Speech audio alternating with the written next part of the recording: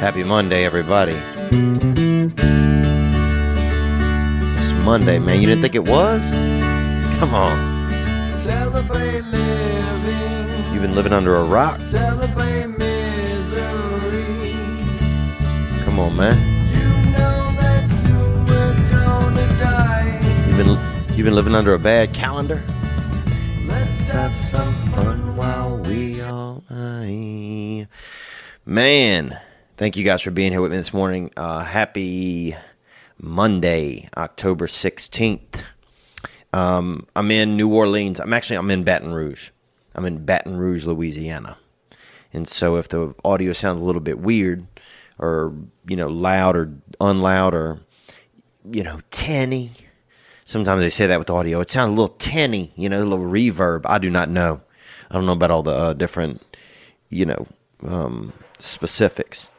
But I'm in Baton Rouge, Louisiana, man. So I'm out here at my brother's house, and I'm in the dining room, and this is where we're doing the pod this week. So happy Monday. Hope you guys had a good one. I was in New Orleans for a wedding. Okay, I fly in Friday into the Big Easy. We go to this place, Pascal's Manali, right? And it's a place where you can get seafood. And seafood, you know what that is, man. That's different food out of the ocean or out of water. They say seafood, some of the stuff they serve in Louisiana easily could have been extradited from a ditch. You know what I mean? They got some things like, fuck, if they catch a dog that can swim, they will grill that thing up in some places in Louisiana. So the word sea, I think, is, that could be used or not used. Things in water or things from water, I think, is more applicable. I mean, somebody will grill up a fucking spare tire if they find, and call that seafood, But we're at this place, Pascal's. We hadn't even gotten to the hotel or motel or wherever we're staying. My buddy and I flew in. My buddy and his girlfriend flew in on the same flight. I'm dropping them off at their Airbnb. And everybody's hungry. We stop at this place. We order some food, right?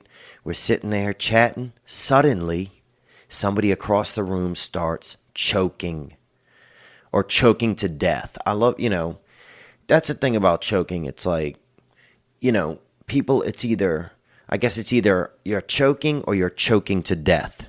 There's not a lot of, middle ground when it comes to choking. And this person was choking, I guess, to death. It would take a while still to see. So at that time, they were just choking. I guess somebody has to die to be actually choking to death. Even though sometimes people are like, I was choking to death, but they didn't die. Sometimes people say I was choking to death. If you don't die, you weren't. You were just choking. But anyhow, whatever. This person is choking. And they stand up, and everybody's just like sitting down, like pretending somebody's not choking maybe to death. And her husband, this lady's choking, and she had kind of I don't know if you ever seen Napoleon Dynamite, but Uncle Rico, you ever seen that dude, his uncle, who could throw the football over the mountain? She had a haircut like his, kind of a haircut that had been blow dried way too long. You ever see somebody, their hair has been blow dried way too long, and it seems just lightly, not crisped, but just, it seems almost fried a little bit, air fried, not fried by something wet, but fried just by air. It seemed her hair seemed kind of air fried. Anyhow, she's choking, and her husband, I guess, is trying to help, but he's just like massaging her shoulders. And I'm like, what the fuck, dude? And so I'm trying to make eye contact with him before I try to get over there and help, because I don't know if this dude, I don't know what their relationship's like. Maybe he's, trying to kill his wife or something. I don't know.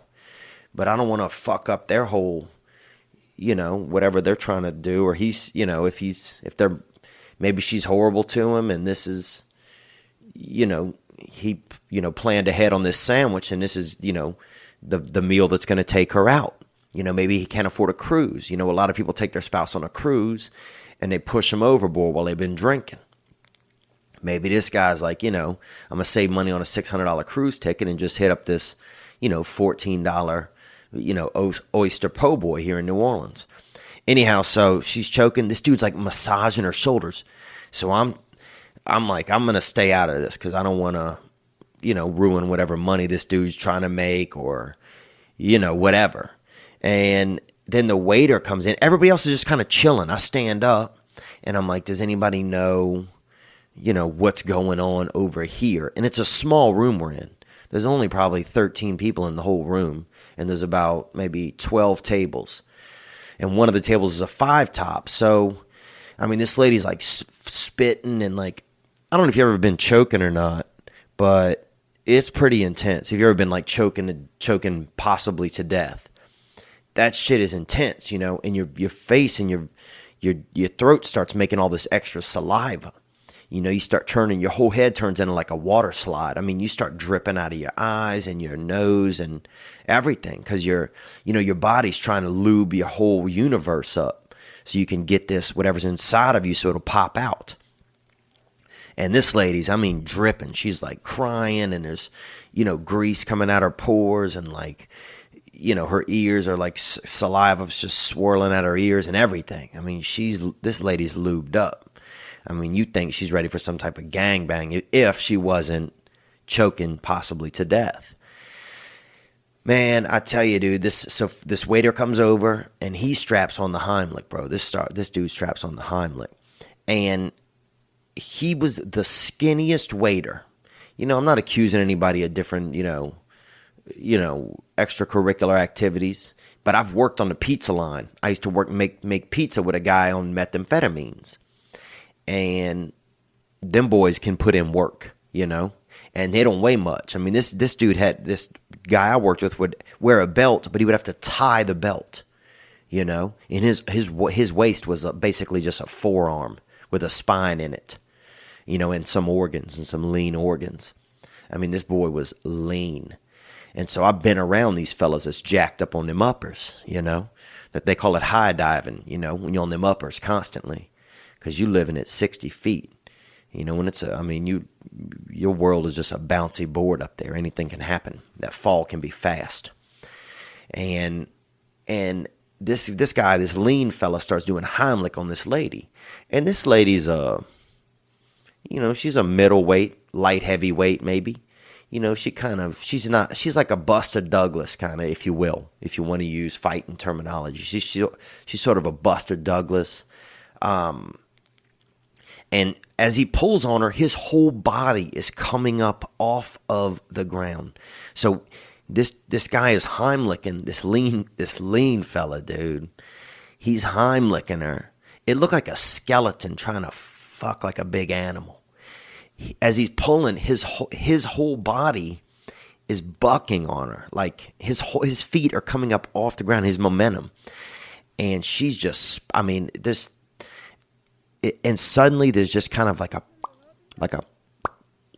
that, and just this big splash of like, whatever it was, whatever it jacked her system up, just kind of just attack. It just flew. The head liquid flew out of her eyes, nose, and mouth. The trifecta. It was artful almost. It was something you'd see at Disneyland around sunset when they do the big water display and the water kind of jumps from one hole to the other and they're playing the music, be our best, and the music's, everybody was kung fu fighting, and the waters are jumping whoosh, and landing in other holes, and it's like this perfect thing. It was like that, man. It hit the air. And it was just like, whoosh, and just splashed, and then everything was done. And it was over. And it was awkward, man. It was so awkward. And I didn't know what to do, so I started a round of applause.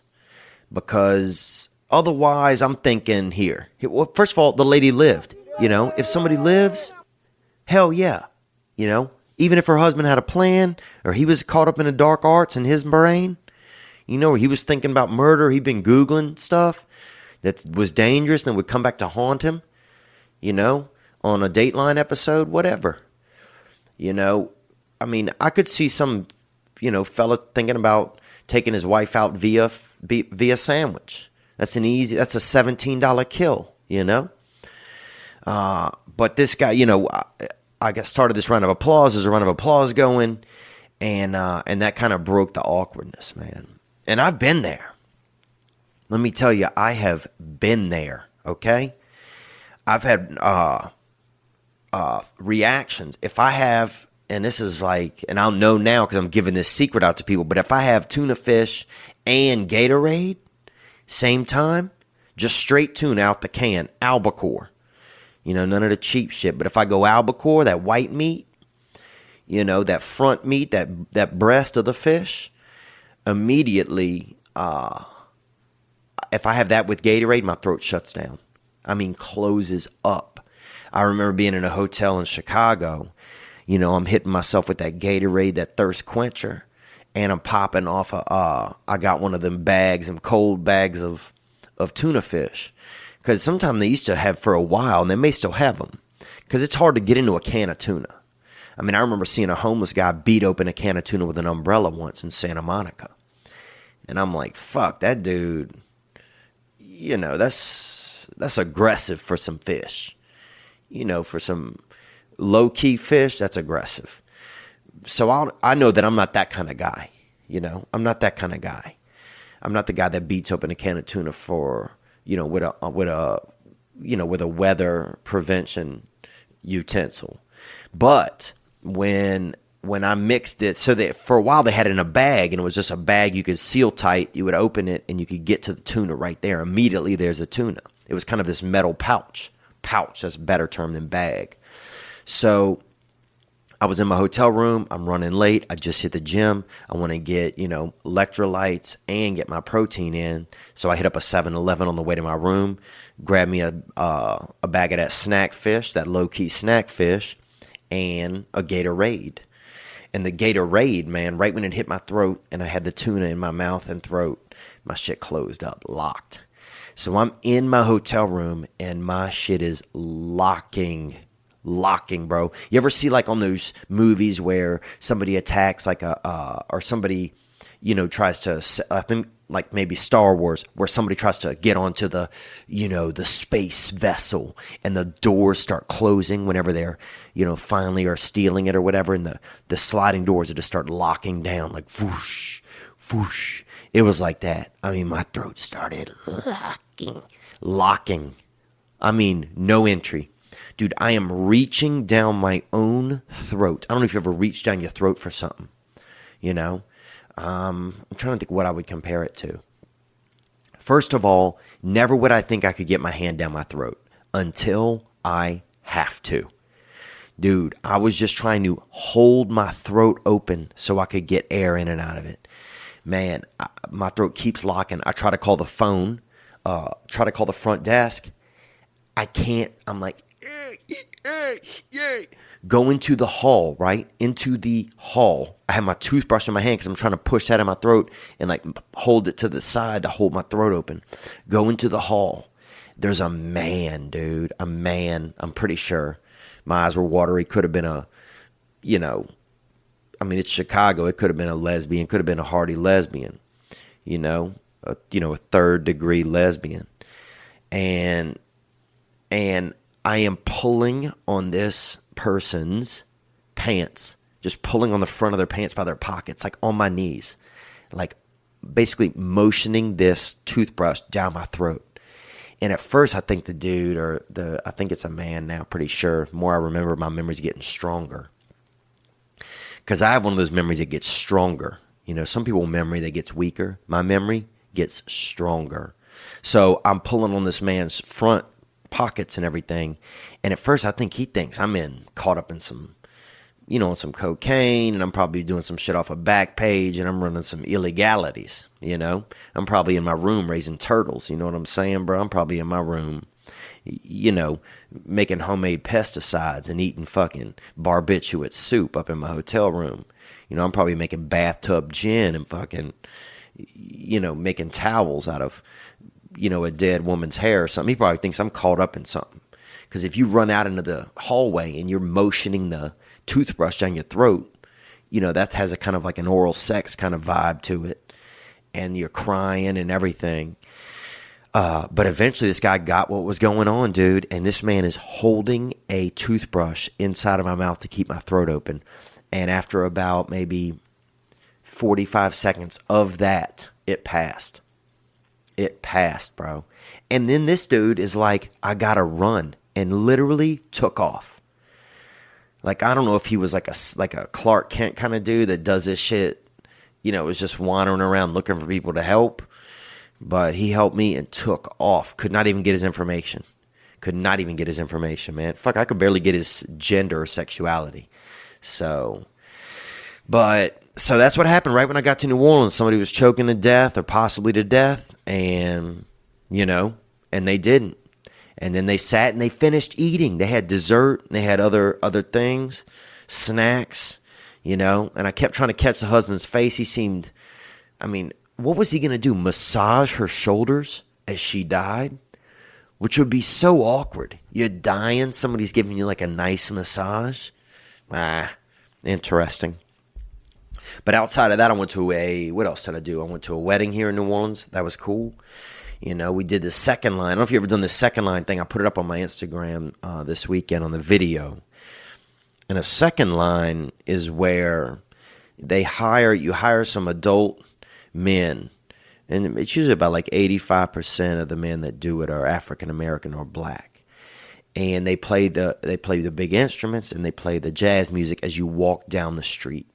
So your whole wedding party gets in the street, and the bride has the umbrella, or the man, if you like a gay man, and you are the fancier, if you're the glass slipper of the crew, then you the one hold the umbrella, and you get out there and you roll down the street, and your whole wedding party is behind you, and they have these little white like little kerchiefs. And you just shaking that kerchief around like you're surrendering. It honestly looks like a bunch of people surrendering, but having fun at the same time. It looks like a bunch of alcoholics kind of surrendering. So we did that at the wedding. And the wedding took place in an old swingers den. The wedding took place in this old swingers place where swingers used to do, sex, I guess, and adult activities. And swingers, I know in LA there's some pretty intense swinger parties. I've heard about them, and I've actually been invited to some, and I haven't gone yet because I'm not going because my back's pretty hairy, and I'm not taking a hairy back to a damn swingers event. I just do not have that kind of confidence, and my butt gets kind of hairy too, and I'm not taking a hairy ass into a swingers thing. So I need to get probably, waxed up and maybe do some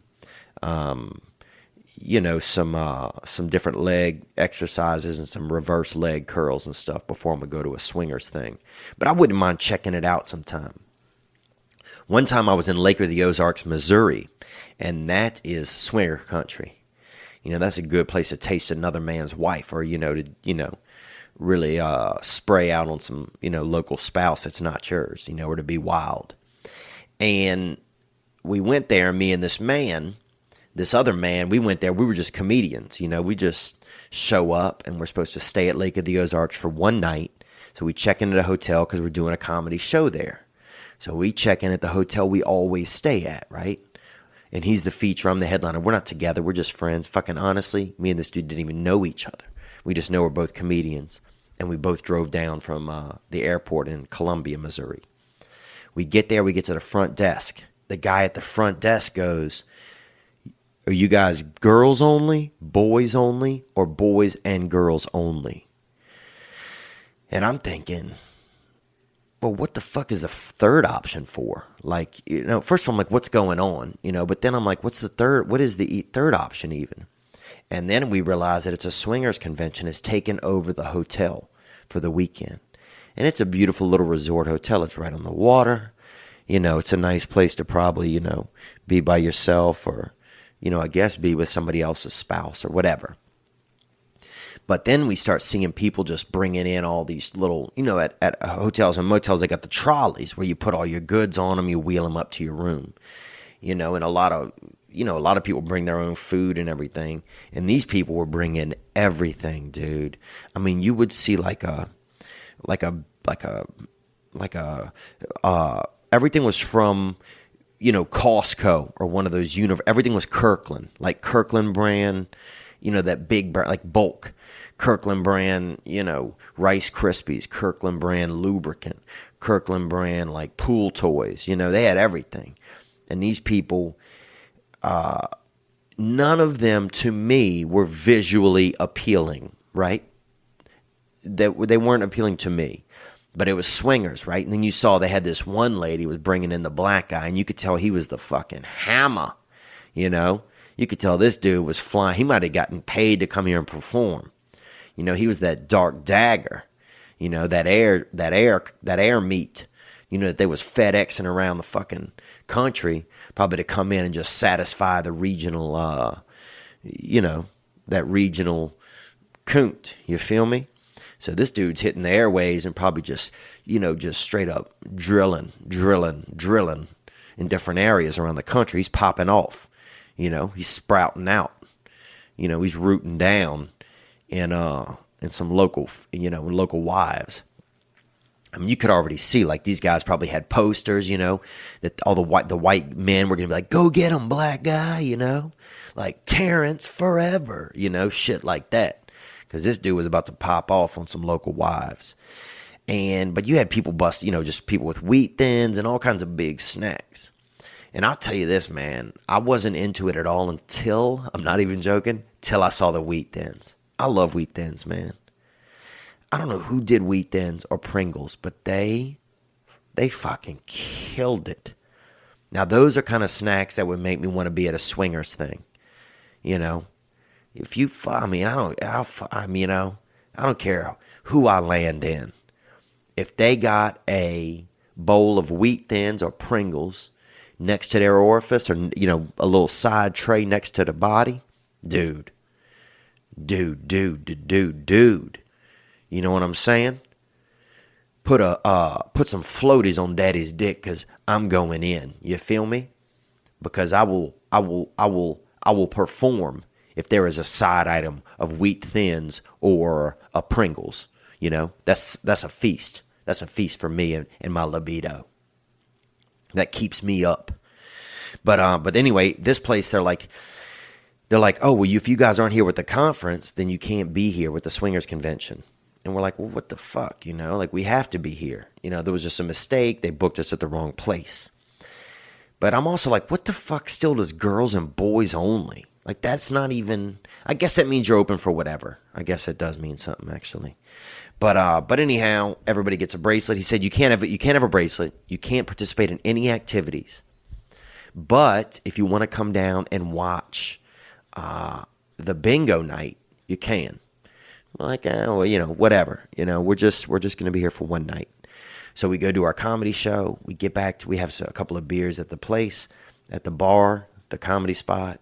We get back to the hotel, and we're like, dude, we got to see, we got to go over the mountain, to see what he could see, because that's what the bear did. Sometimes you got to be out there. You got to be a baby bear. Sometimes if you smell honey, you can't just sit on your hands. If you smell honey, you can't sit on your hands, because you're not going to get anything. You're not going to get any sweetener in your mouth if you just sitting on your paws, are you? Sometimes you got to stand up and open your mouth and follow your nose at the same time if you want to land your face in some of that fucking local sweetener. So we got up, and we start walking around and peeking downstairs. And downstairs, they are doing the biggest game of, what is it, with the red and the blue and the yellow? It's like the handprint and foot, and you spin the dial. Jeepers. You know what I'm talking about. They're doing the biggest game of that I've ever seen. There's like 40 boards hooked together. There's like, in the middle, there's 19 people who are no longer playing the game accurately, right? There's an old person spinning. There's one woman who is still playing the game, right? Still playing, like, right hand B or whatever it is, or right hand green.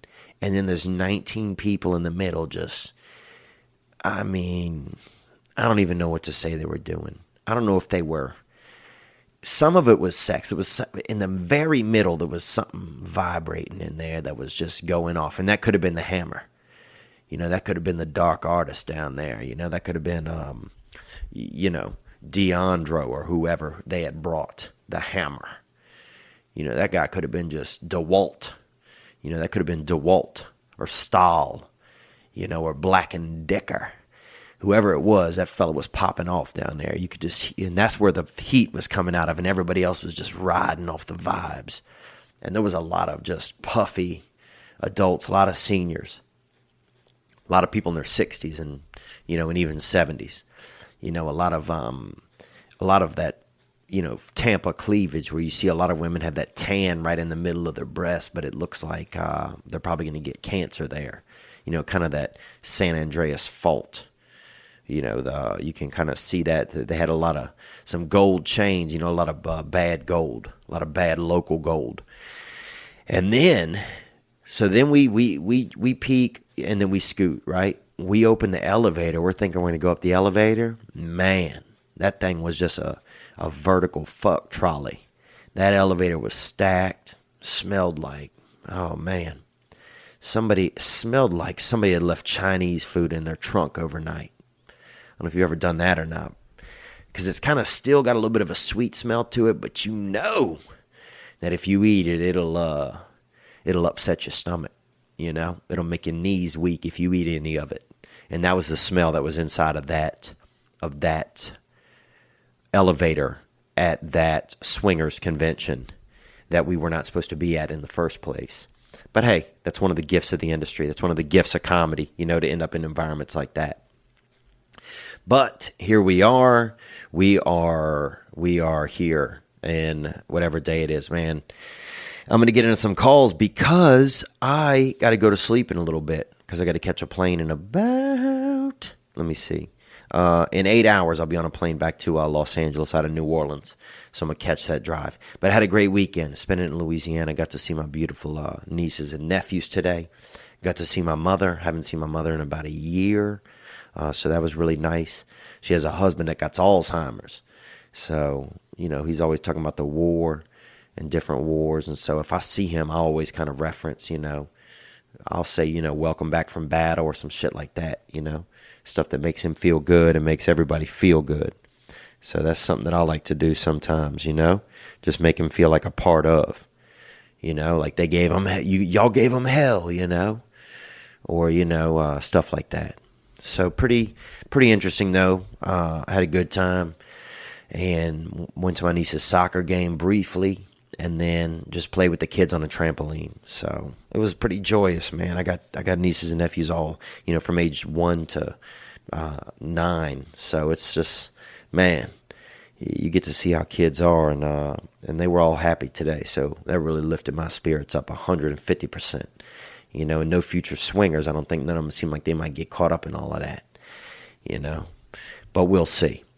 All right, man, let me tell you guys what's going on. I got a new tour shirt. You can check it out at theovon.com/store. It's a tour. It's got all the dates from this past year. It's pretty sweet. So go there, grab that, support the podcast. You can also support us on Patreon where you can catch extra footage and extra episodes. And that is patreon.com/TheoVon, and that link will be in the YouTube info part right there. Please subscribe if you're listening. If you subscribe, and if you're not subscribing, hit up the subscription. Become a part of. And if you got any advice or guidance, constructive criticisms, you can always let me know. Become a part of the podcast. We're shooting a new pilot for Comedy Central. So also, if you live in California and you have some issues that are going on with feeling emasculated in any way, or you feel like something that's going on in present-day society is testing your manhood, hit us up on the hotline, 985-664-9503. We're looking for some people to be a part of that. But no fake shit, no bullshit. Keep it real, man. Keep it 100. All right, let's tap into a couple of calls here. Thank you guys for being a part of things. Let's take it here. Hello, Theo. Man, I'm just watching your appearances on the church. Those are two of the funniest fucking podcasts I've ever seen in my life. I think I've watched them like 10 times already. Fucking incredible. But it's pretty. Oh, wait, hold on just a second, man. That guy called in, but that call was so long I edited it down a little bit. Let's take it right here. Here we go. Hello, Theo. It's pretty interesting hearing your perspective on white privilege. I grew up in a town of 500 in North Idaho. 500 North Idaho, that is pretty white. I know there's a lot of mining up there. They're probably just mining, even looking for anyone that is not white. Like, you have to dig pretty deep. Thank you for calling. Onward. So I kind of get what you're saying. It's kind of a hard topic to get into because I think white privilege does exist. Yeah, no doubt. I mean, it definitely exists. I'm just saying that in my life, I didn't get to sign up for it. I wish they'd have passed around the sign-up sheet because it was not a part of my life. Onward. But, when I was on a dirt road, fucking my dad was a logger, just white trash as fuck, People are sharing roadkill or whatever they shot that hunting season. And logger, that's tree person. I don't know if some people think logger is somebody that's, taking dumps or whatever all over, but logger is somebody that captures trees. And I respect loggers, but also at the same time, pretty easy job. If you're a logger, you're hunting trees, dude. That's easy. First of all, how hard is it? Think about it, dude. I could think right now, if I really thought about it, I could tell you where there's probably about 80 trees. I could even probably draw them for you and draw you a sketch of them, an outline. So you'd have information. So not that tough of a job, but I respect it. Onward. Yeah, I had like 7 people in my class. One girl, she was a goddamn squatch too. That girl was 6 foot when she was 10, ready to fuck some cock, man. Whoa. Okay. You got a real cock squatch in your locality, huh? Let's hear more about this. Wild girl. Wild girl. She did it too. Somebody had to, keep the neighborhood happy, keep the boys from stabbing each other. Big Carrie did it. Big Care Bear. Sickness, squishness. Good stuff. Anyway, I'm super stoned, but thanks for the podcast. All right. I appreciate the call, man. Yeah. If, you had a girl named Big Carrie that was taking on sex locally for, to keep the neighborhood happy and to keep things at bay. And I think there always is somebody like that. I think there always is somebody like that in every environment, in every time period. There's some gal who's taking one for the team, and sometimes taking the team for one, who is, who's just, comes into their sexuality, at a point maybe others aren't, and really just pops off and makes it happen for everybody locally. And I remember catching up with a couple of those gals at different places. We had a gal in our neighborhood who was a swim team. She was big on swim team, and she had shoulders like just like a 2-legged bison, brother. She just had shoulders like a fucking 5'4" French bulldog, man. She had shoulders just like somebody in a wheelchair who lived up a hill. You know what I'm saying? She had shoulders like that. And she used to set off a bunch of nuts. She was always setting people's nuts off, setting off the men's nuts locally, and kind of taking one for the team at a certain age. So I think we should have a time sometimes when we respect those types of people, because sometimes you need that. Sometimes you need to take that edge off as a group, as a neighborhood. And maybe that's what these swingers were doing. I'm sitting here judging these people, and I judged them at the time, but if to be 50 or 60 and be pale, and to say, I'm going to take these thighs out and down by the, down into the Ozarks. I'm going to take these thighs out there and set them, and warm them up. I'm going to get these capillaries going and get the blood flow going. That's pretty brave, actually. It's a lot braver than some of the stuff that I'm doing. So maybe I can actually learn when I think back on some of these things instead of, maybe this is where I'm learning not to really, judge these swingers, but that sometimes a specific area needs to just needs to let out, and that there's gals out there like Big Carrie that you just mentioned, sir, and that there's groups getting together just to pop off, just to blow seed and just, feel that vibe. Praise God, man. Let's hear a little bit more. All right. Hey, what's up, Theo, man? A long-time listener here. My name's Davey, and I'm out of Kansas City. Davey. Thanks for calling, man. I lived next door when I was growing up to a boy named Crazy Davey. And he used to invite one of the neighbors over, this other boy named Pug, and then he would hide on the roof when Pug was walking over across the street, and he would shoot him with pellet guns.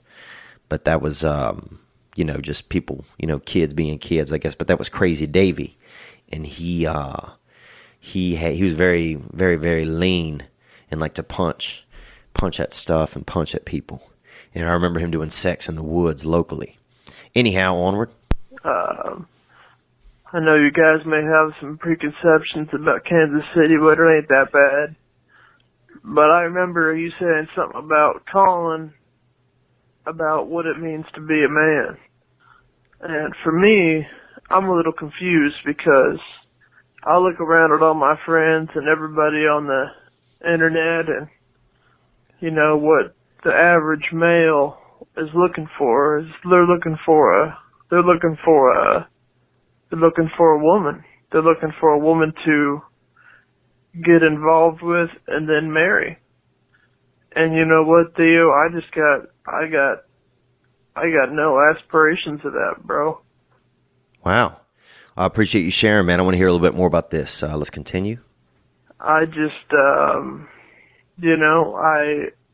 don't want to say it's an asexual type thing, but it's definitely a thing to where, getting laid and getting a girlfriend is not my top priority. I mean, in fact, it's pretty far down on the list. I'd rather, go home and go to work and just have a good day and play some music.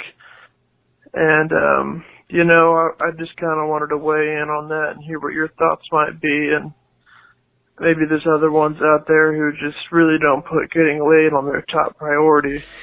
I appreciate this call, man. I really do. This is something that's been on my mind and my heart even recently, and even on my groin and loins. And that is asexuality, It's asexuality. And I also want to say, I don't know if you were doing an impersonation, but you do a good impersonation mildly of that scientist that's in the wheelchair, the famous wheelchair scientist.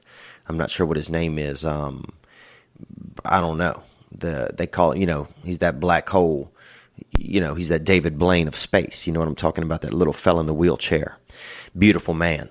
But anyhow, I've felt like this, man. I've felt like this before, when all these people are chasing this leg and out there, I've felt times where it's like, am I doing this just because it's something I'm supposed to do? Do I really even care? What really is my drive? Like, what really is my desire, Am I just being sidetracked? Because sometimes I would find that I'm chasing women not even because, and oftentimes I would find, I don't even say sometimes, oftentimes I would find I'm chasing women just because it's a habit. Not even because I'm trying to look for the perfect lady, or that, that I'm searching for love. I'd find sometimes it would just be this habit that I fell into, that I guess maybe it was my environment or my peers. I'd listen to other people and I don't know if it's conquest, but just, of course you want to feel attractive to women. But there are times where I'm like, is this really what I want? Like, what do do I really have any? Because sex a lot of times just bores me, man. I just think it's so boring sometimes.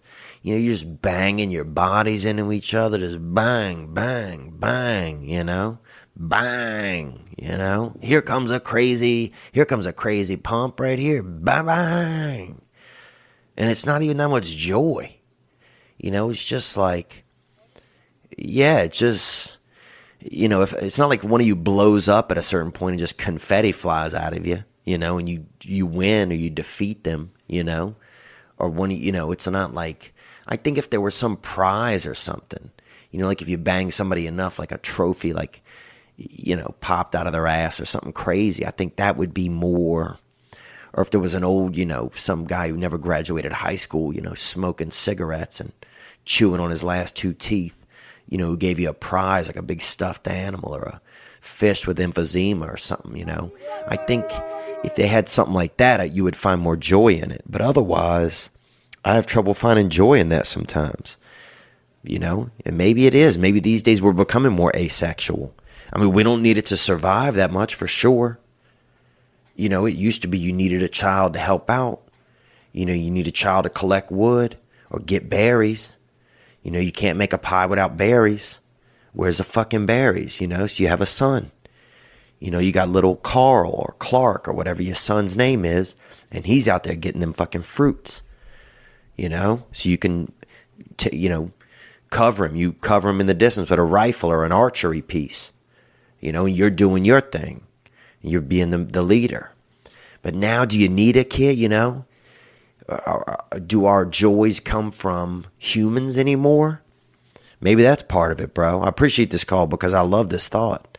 I love this question. Where do our joys come from? Is it even other people? We definitely lock ourselves away for sure. We find like it's definitely we've become separatists. It's like, and it's not good for you. It's definitely not good for you as a human. Now, as a robot, it's probably great for us. But yeah, it's like, what else? Like, are we so addicted to, things are fucking addictive. That's the thing. I think I would love probably spending more time with people if I wasn't so addicted to some of this other stuff. I get addicted to dude, I watched a show on Netflix 2 weeks ago. Next thing you know, it's 11 days later and I've watched, 12 episodes. And I'm like, what the hell just happened? It's like you're in a show coma and you're just going through episode to episode. It's just some of it's so addictive. It's so, it's so shot in such a great quality and some of the content is so good. You can get addicted pretty easy. So I could see how sexuality, like, who needs that?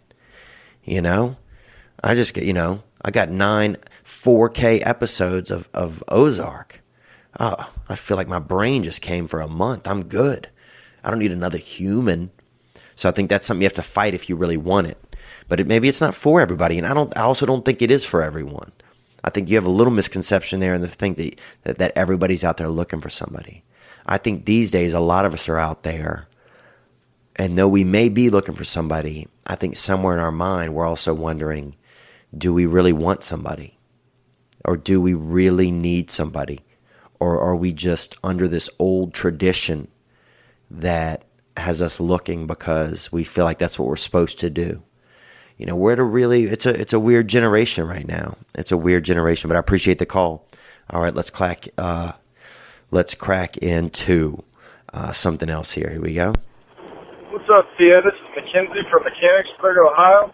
Hey, Mackenzie from Mechanicsburg. I can't remember if you called before or not or if I played this call, but let's go. I was just wondering, I know you have a problem with pornography. I believe I also have a problem because I've been with my girlfriend for about 2 years now. Probably only had sex 10 to 20 times. And I think it might be because of pornography. I tried quitting. I went a week. But then I come back with a bench and just jack off like 5 times in one day sometimes. Wow. So this gentleman from Virginia, and that's Virginia's for lovers, bro. But from Virginia is saying that he's been married for about 2 years. Is it married or just girlfriend? But they've only had sex about 10 to 20 times. And then sometimes you go in these fits where you jacking off, you spraying out. You know what I'm saying? You petting the dragon and that dude's firing off. Blowing Skittles out into the universe. You busting them straight up galactic shots, boy. Your dick's having a straight up DNA asthma attack, boy. And spraying out, killing local invisible fires with that splash. You know what's good. And sometimes, sometimes you go in these fits.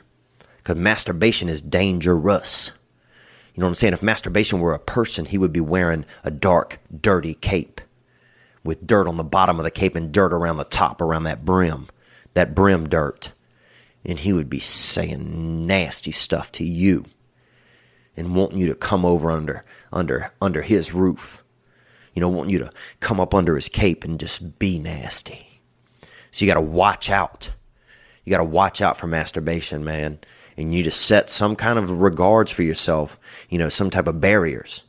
If you got to tape your arms down at night, or you need to get heavier sheets, but you might need to do something, or get a neck brace, get a weighted neck brace and wear that while you rest.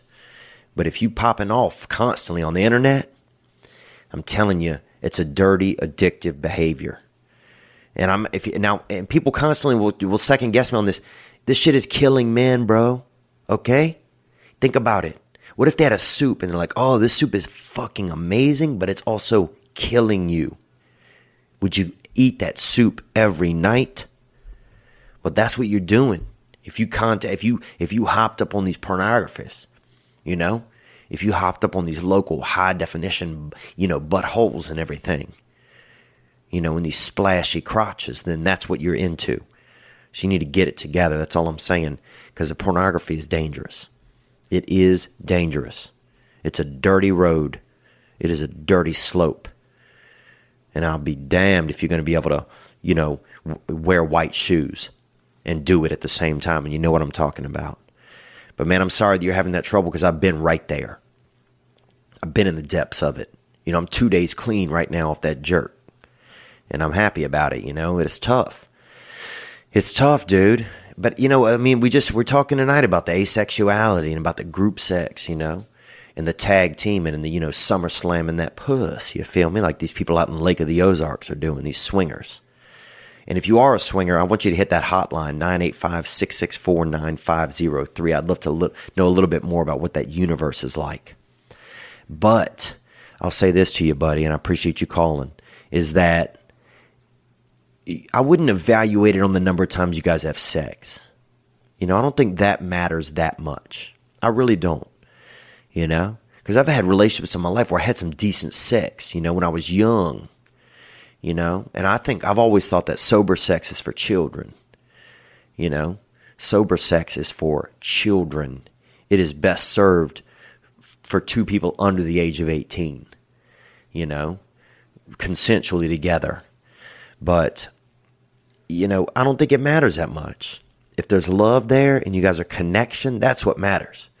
Because you're coming up on the future of your life. You know what I'm saying, man? That fucking gonna die out. That fucking is gonna die out, dude. If you went off the interstate somewhere and you walked into the woods and you looked around, I bet you'd find a lot of people's libidos. A lot of married couples, their fuck history is just milling out there in the middle of nowhere. Because that's tossed aside at a certain point. I think you keep some sensuality, yeah. But that's not what it's about. At a certain point, it's about a connection. It's about moving forward. It's about having a family and those sorts of things. To me, man, at my age and at my time in life, I've been through some young trim, I've been caught up. I've been caught up in some of that, some of that soft wallet out there. But the thing that keeps me and gets me the most these days is that warm hug from somebody that I love, somebody that cares about me, and that's what makes me feel the most. So I wouldn't be hard on yourself. If that's what's going on in your relationship, I wouldn't be hard on yourself, And if you're doing jerking off, though, I would find some ways to curb it. Because I think that you think it's not helping you. And there are groups you can join online, NoFap. You can check that out. There's a lot of books about it. There's audio tapes and stuff you can listen to. You can go to SAA, Sexual Addicts Anonymous. There's groups. You can get a sponsor. I know it sounds crazy, but, at 9:30 p.m. when you're about to spray down, when you're about to just, clean your sink again, you can call up a dude you barely even know and tell him to talk you off of that lotion ledge. And those men are out there. All right, let's take another call here. What's going on, Theo? This is Alex calling from Medellin, Colombia. Ooh, Colombia, boy. Woo! I am glad I was not born in Colombia. Even though my father's Nicaraguan. And I'm Polish Nicaraguan. If I grew up in Colombia, and I've said this before, I would have got an 8-ball for my 10th birthday, and I never would have seen 11, boy. I'd have been a couple grams deep. Dude, I've been eating balloons and hiding fucking slices of cake in my ass, boy. Onward. I was wondering what your thoughts were on relationships while traveling. I pretty much travel for a living, different countries, and it seems like I'm always just cycling through females, but still wanting that relationship bond. And I was wondering how you juggle stuff like that. Thanks for everything, and keep it up. Bye. Thanks for the call, man. I appreciate this call. Well, I'll say this. It's hard to know how you'll behave until you're in a settled place. You know, and I found for a long time I was putting a lot of pressure on myself to settle down, but at the same time I'd be out there, checking out the local flavor, if you feel me.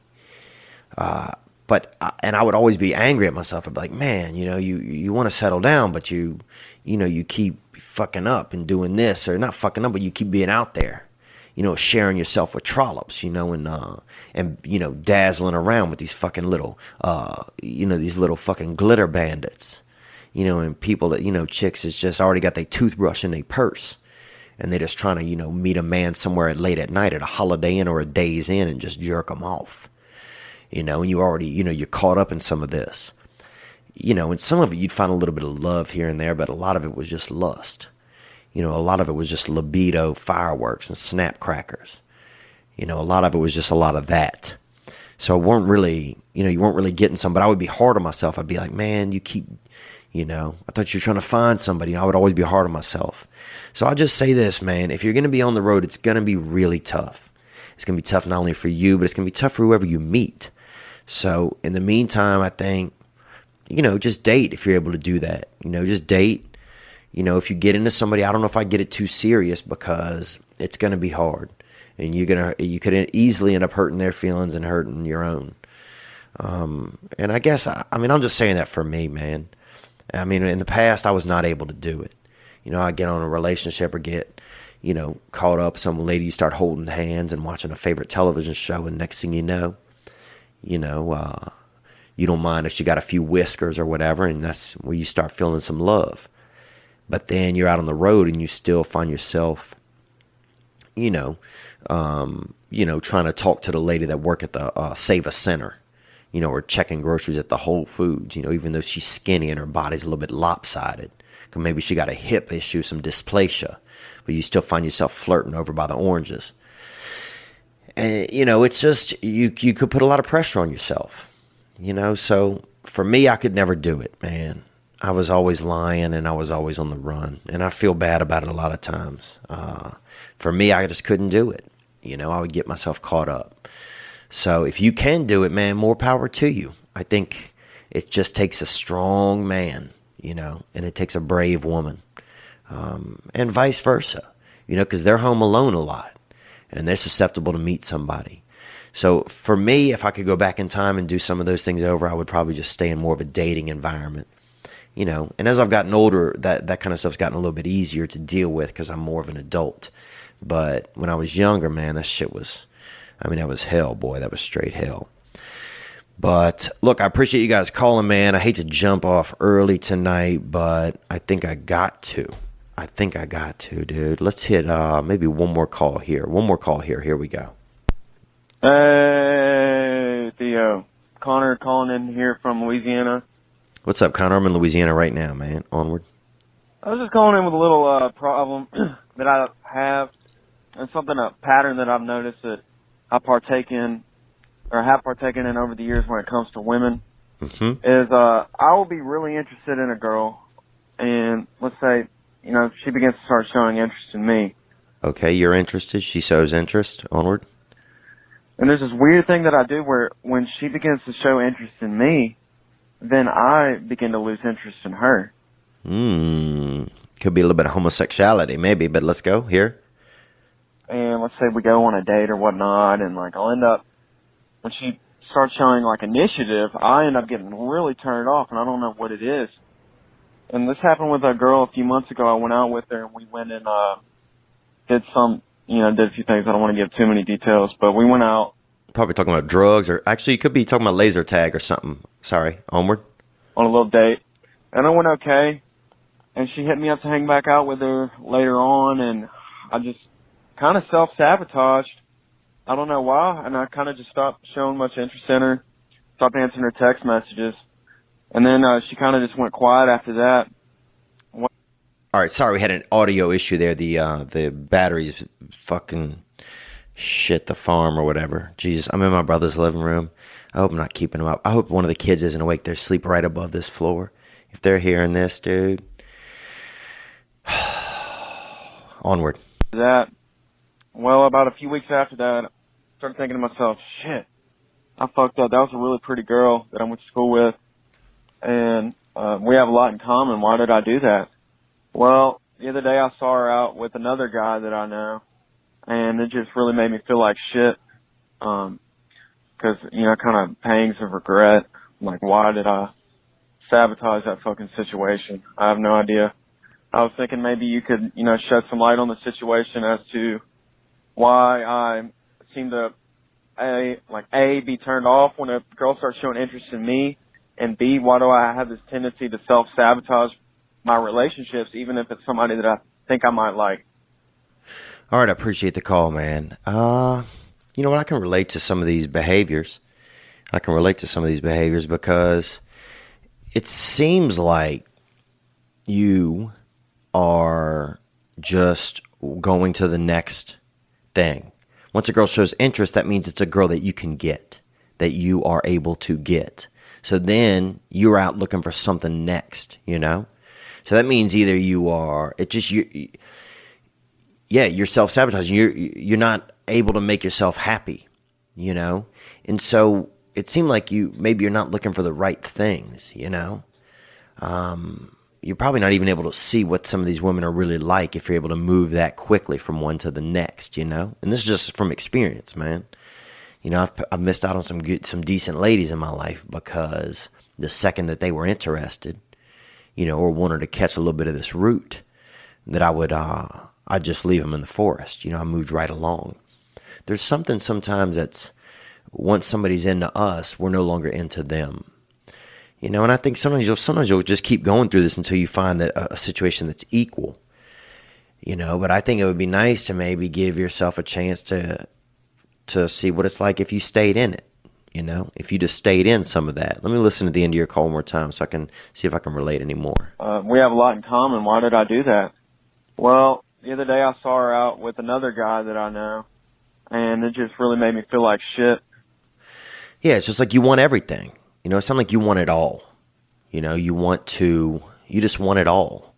And look, man, I was there, dude. I'd be at a party, and we'd get the beer, and then once we had the beer, we needed to be at, we'd just get to a party, and if the party was good, I'd be like, oh, there's got to be a better party going on. Like, what do you mean there's a better? We fucking lived in a small area. We were lucky to have any party. There weren't no better party. What do I think? Somebody got a cannon or somebody doing like fucking mule rides, or they got free cocaine out there. I was always thinking there was something better, and always wanted more. There always had to be, then this, Oh, we got a van. Oh, then we should get a water slide, Oh, we got a water slide. We should get a fucking, a damn grenade. It was always, there was something, I needed something better every time. Nothing was ever enough. Nothing was ever enough. There was never any, I'm just happy to have this. So maybe some of that's it, man. And then, of course, you're going to feel bad because your brain's telling you want everything. Your brain's telling you, oh, you got to have everything. You should have this. You should have that. Oh, she likes you. Oh, there's got to be somebody else that likes you. It sounds like your brain is taking control of you. So it might be nice to find some ways to try and battle that brain. Find some gratitude. I make a gratitude list, man. I probably do it 5 days a week. It just reminds me to be a little bit more, it slows my brain down a little, to be a little bit more grateful for what's actually in front of me, or at least think about it. And it can be simple things. I'm grateful for so-and-so and a reason why. That's what I write. Like, I'm grateful for Diana, because she, she stopped by my work the other day and brought me a snack.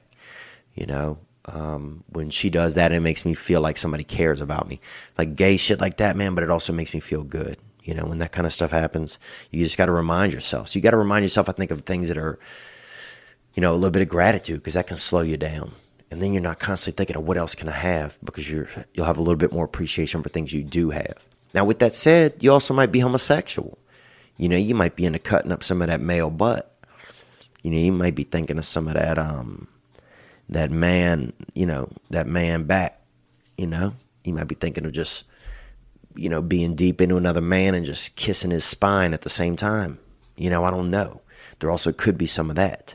So if you want to investigate, maybe, you know, and I'm not saying you need to be with another man, but if there's a friend you have who is open to at least just lying next to each other, you know, in swimming trunks or in, you know, some loose-fitting jeans, something like that, and just seeing what it feels like if even the sides of y'all's arms or sides of y'all's legs are next to each other.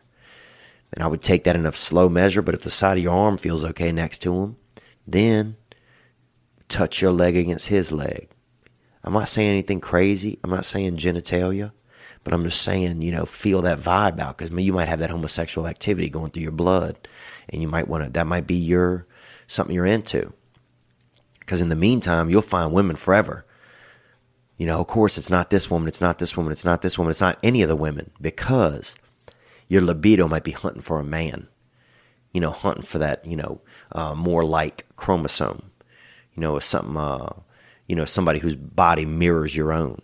And that's going to be probably a male body. So that could be it, man. So that would be the two things I would try maybe to see what's going on. I would try to be more gracious, you know, for what's going on, people you're meeting. You know, and I do that by having a gratitude list, or I would try homosexuality and see if that fits you. You know, that might be your glass slipper. But we've talked a lot about it tonight, man. You know, we've talked a lot about it today, or whatever day it is, whenever you're taking this in, about sexuality and what's going on. And I think we're a little bit on a new horizon there. You know, and I think you have to really ask yourself, what do you want? And not be afraid to try it, you know? If you want to try, you know, you know, everybody's, you know, we all service you know, we all fit somewhere in the sex world.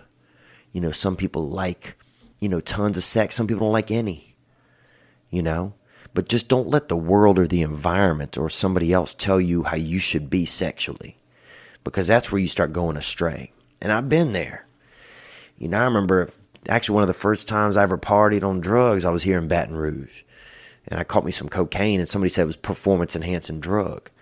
So I went for a run. I'm thinking performance-enhancing, I'll go for a run. And I ran 8 miles on a couple grams of cocaine. You know, I'd pull off this runway, this, you know, track I was running on, you know, or this, just went all around the city. And I would pull off and do me a couple bumps out in the, you know, out in the palm fronds or out in the woods, and then jump back on that track and keep running. And I was wearing a pair of orange Umbros, you know, and just running. Dude, I was running so fucking fast, boy. Because I'm thinking this shit is performance enhancing. And I'm about to up my ante. You know, I probably did a damn 4-minute mile, son. You know, running on cocaine and Umbros. But half that time, I was probably thinking about leg, thinking about trim, thinking about ladies. You know, we all got something that motivates us, you know. We all have somewhere where we fit in the sexual universe. And that's okay. You know, but I think it is cool. I think it is good and healthy to ask ourselves what that really is and be confident in it. You know, if you want to try something new, try something new. And if someone thinks you're weird for trying something, fuck them. They're not brave they're weak for not trying it. You know, because it's a wild game these days when it comes to sex, you know. And I think that everybody, you know, to each their own. You know, but don't be afraid to be asexual. Don't be afraid to, you know, to get on that elevator, that vertical sex trolley. You know, even if the black hammer's in there, you know, putting that white crotch to sleep. You know, don't be afraid to try. Don't be afraid to get out there. All right, man, I got to shut this down this week. I'll see you guys next week. And I'll talk to you guys soon. There will be links at the bottom of the episode on YouTube. Thank you guys so much for your support. Have a great week, man.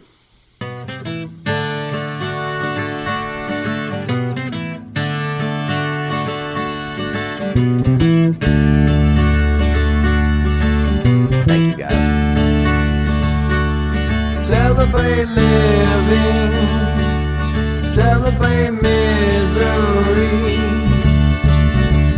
You know that soon we're gonna die. Let's have some fun while we're alive. All right, man, you guys be good, man. Be good to yourselves, huh? I bet y'all deserve it, man. Thank you. Ladies and gentlemen, I'm Jonathan Kite, and welcome to Kite Club, a podcast where I'll be sharing thoughts on things like current events, stand-up stories, and 7 ways to pleasure your partner. The answer may shock you. Sometimes I'll interview my friends. Sometimes I won't.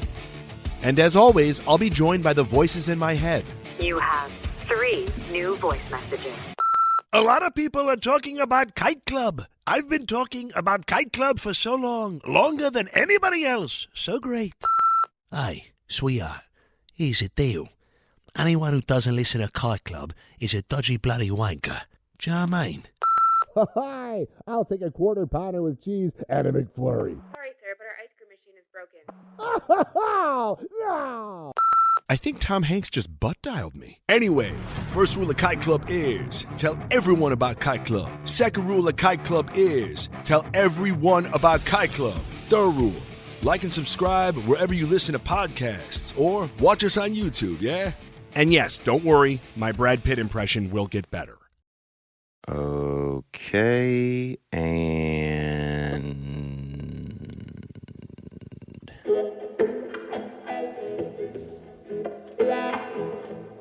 Boom, boom.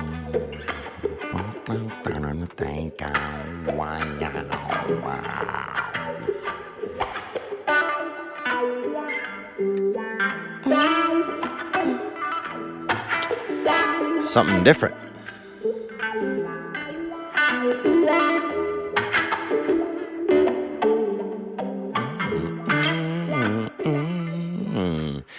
Welcome, guys. Does that music get you pumped up? I don't know. Sound like somebody drowning and playing a guitar at the same time to me. But that's just me being judgmental. And that is music sent in from a man named Tiny Sandhu. And this gentleman hit me in the email. He hit me where it hurts. You know what I'm saying? The email. And he hit me in the email, Tiny Sandhu. I get an email yesterday. And first I see the name in the namespace. It says Tiny Sandhu. And I'm thinking, Tiny Sandhu? You know? Well, what is it? Turns out it's a man. Tiny Sandhu sent in music. And that was it right there. And that's Voodoo Child that he played himself. And that's Voodoo Child. And that's a cover of Jimi Hendrix. And he sent an email. It's a cover of Voodoo Child by Jimi Hendrix. Yet another magic man from the South. Home of the blues. Thank you, Tiny. Thank you, Tiny. I appreciate that. And I know they had a boy named Small Allen growing up in my neighborhood. And who could hang off of his daddy's scrotum and wiener. And some people know that. And not in a sexual way. That's not a sexual thing. You know, sometimes people, you know, his daddy was in the Eastern European vaudeville in the circus, you know, and whatever that was, I'm sure a real rot gut establishment, you know, but Small could hang off of his daddy's, when his daddy would drink, his daddy would drop drawer, and Small could grip onto his daddy's wiener and balls, you know. Both of them, not at the bottom like a fucking, you know, midget on a punching bag. I'm talking up at the top, you know, where the rubber meets the road. He could grip him at the top and just hang off of his daddy's, you know, fertile accomplishment pieces. And that was pretty wild that Small could do that. And the Small Allen, fellow that grew up in my neighborhood. But anyhow, Tiny Sandhu, I'm sure that's probably the Small Allen of India, maybe, of West India. I'm not sure. But thank you for that music, man. We appreciate it. I've gotten a lot of music sent in. And one of these days, I'm just gonna play you some of the. You know what? Next week, Next week, I'm gonna play you that. But some of the ones that have been sent in, man, and some of them are great. Some of them are really not even great, or just not fit for this show. But I'm gonna send you the type of stuff that people have sent in that they felt was a complimentary to the show. And to me, it's. Some of it's striking and it's interesting and it's great, man. It's something else, dude. Some of it's sheer shit as well. Some of it is sheer shit. Like somebody just, I mean, it's something else, man. But anyhow, welcome to this past weekend, October 23rd, okay? And I know Halloween's right around the corner. And also, I want to welcome you to this past weekend because we have our new first charter sponsor, and that is Gray Block Pizza, 1811 Pico Boulevard, Santa Monica, California. On your way to the beach, if you like pie in your face, go get that hitter at Gray Block. They got it, GREYBLOCK. They got the Frenchie, the Quad, the Bella Goat. Meet yourself up. You know what I'm saying? Get that beef in your teeth. Or go for the famous salad pizza if you leaning out for the beach or for prom or for a second marriage if you're trying to cut some gut. Hit that salad pizza if you're trying to cut some gut. If you're Italian or if you're not, it's the place, Gray Block Pizza. Order online. It's in Los Angeles on Pico Boulevard. Gray Block Pizza, GREY. GrayBlockPizza.com. We're happy to have them on board as our first charter sponsor. I'm very excited. And I'm excited for you guys to be here with me on this past weekend. What's going on? What did I do? You know what I did this weekend, man? I did what I wanted to. I did what I wanted to. And you know what it really was? A lot of it was nothing. A lot of it was nothing, dude. I got trapped watching that show Mind Hunter. Have you seen this? Have you seen Mind Hunter? You know, it's on Netflix, and it's about serial killers. You know, people that kill somebody and then also want to kill somebody again, because apparently if you kill someone, it's enjoyable. Who knew that? Honestly, sometimes I think it's sometime in the dark recesses of my mind, I probably knew that. You know, that if I just wrap my, meek little palms. I mean, I got the fingers of a talented cat. You know, I got real meek. I got the fingers of like somebody who makes pasta or makes pasta in a cave. You know, I got real just. I mean, if you painted my fingers brown and just hung them out the window, a bird would land on them. You know, I got them lean little branch giblets, you know, almost could easily be made out of wood, and not a nice wood either, you know, maybe teak, something not very sturdy, but those are the kind of hands that I have, you know. I mean, I'm a half hour away from carpal tunnel, I bet. You know, I do a Rubik's Cube and I get hit with that carpal tunnel. You know what I'm saying? I got meek fingers, dude. If I started to fall off a cliff and I grabbed for a rock, dude, I would definitely still fall off a cliff. I don't have that kind of, that hand strength, you know. I could maybe throw a pool ball, like a billiard ball. I could throw a billiard ball about 45 feet. I got these meek fingers. But I'm girthy in the shoulders. I'm girthy in that I got that uproar. You know. Like I took a deep breath and it just got stuck inside of me forever. That's what happened. I'm thick up top. You know, I'm thick up in that chesty. I probably have 50 or 60 ribs, I bet. If they crack me open, I bet you'd have a bunch of brothers and sisters showing up at the park because it's time to barbecue if they crack me open, and you know that. But yeah, I got caught in. Well, first I want to thank Tiny again for the music. And look, Tiny, I'll tell you this, Tiny. I don't know about music. You know, I've never been a big music man. You know, you're talking to a guy who's seen Goo Goo Dolls 4 times. You know, you're talking to a guy who would probably go to a Miley Cyrus concert. You know, if I had a box seat, I'm not staying down in the bottom with the children and PDOs that are down there, because that's PDO country. And Miley Cyrus is a place where I bet a lot of people that are, PDO and they're even out there just to have a good time and not even to meet children, because it's kind of that kind of fun music where everybody enjoys it. But you're talking to a guy who, have also been to see that Widespread Panic. You know, I've caught maybe 6 or 7 of their shows.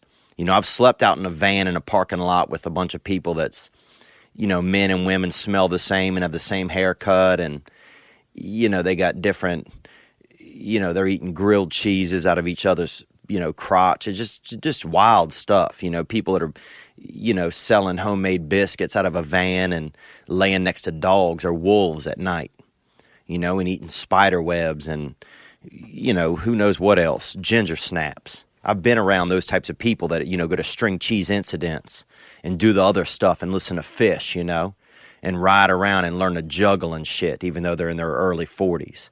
I've been around some of those damn fucking, you know, architects, whatever they are, shit architects.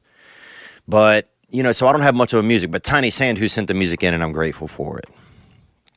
But yeah, watch that Mind Hunter. If you haven't seen this, now, first of all, the thing is about Mind Hunter, it's about people learning that serial killers think differently. And I've always been obsessed with, you know, with serial killing a little bit. I've always liked those shows. For some reason, my mother had us watching America's Most Wanted as a child. That was the show that our family got together and watched.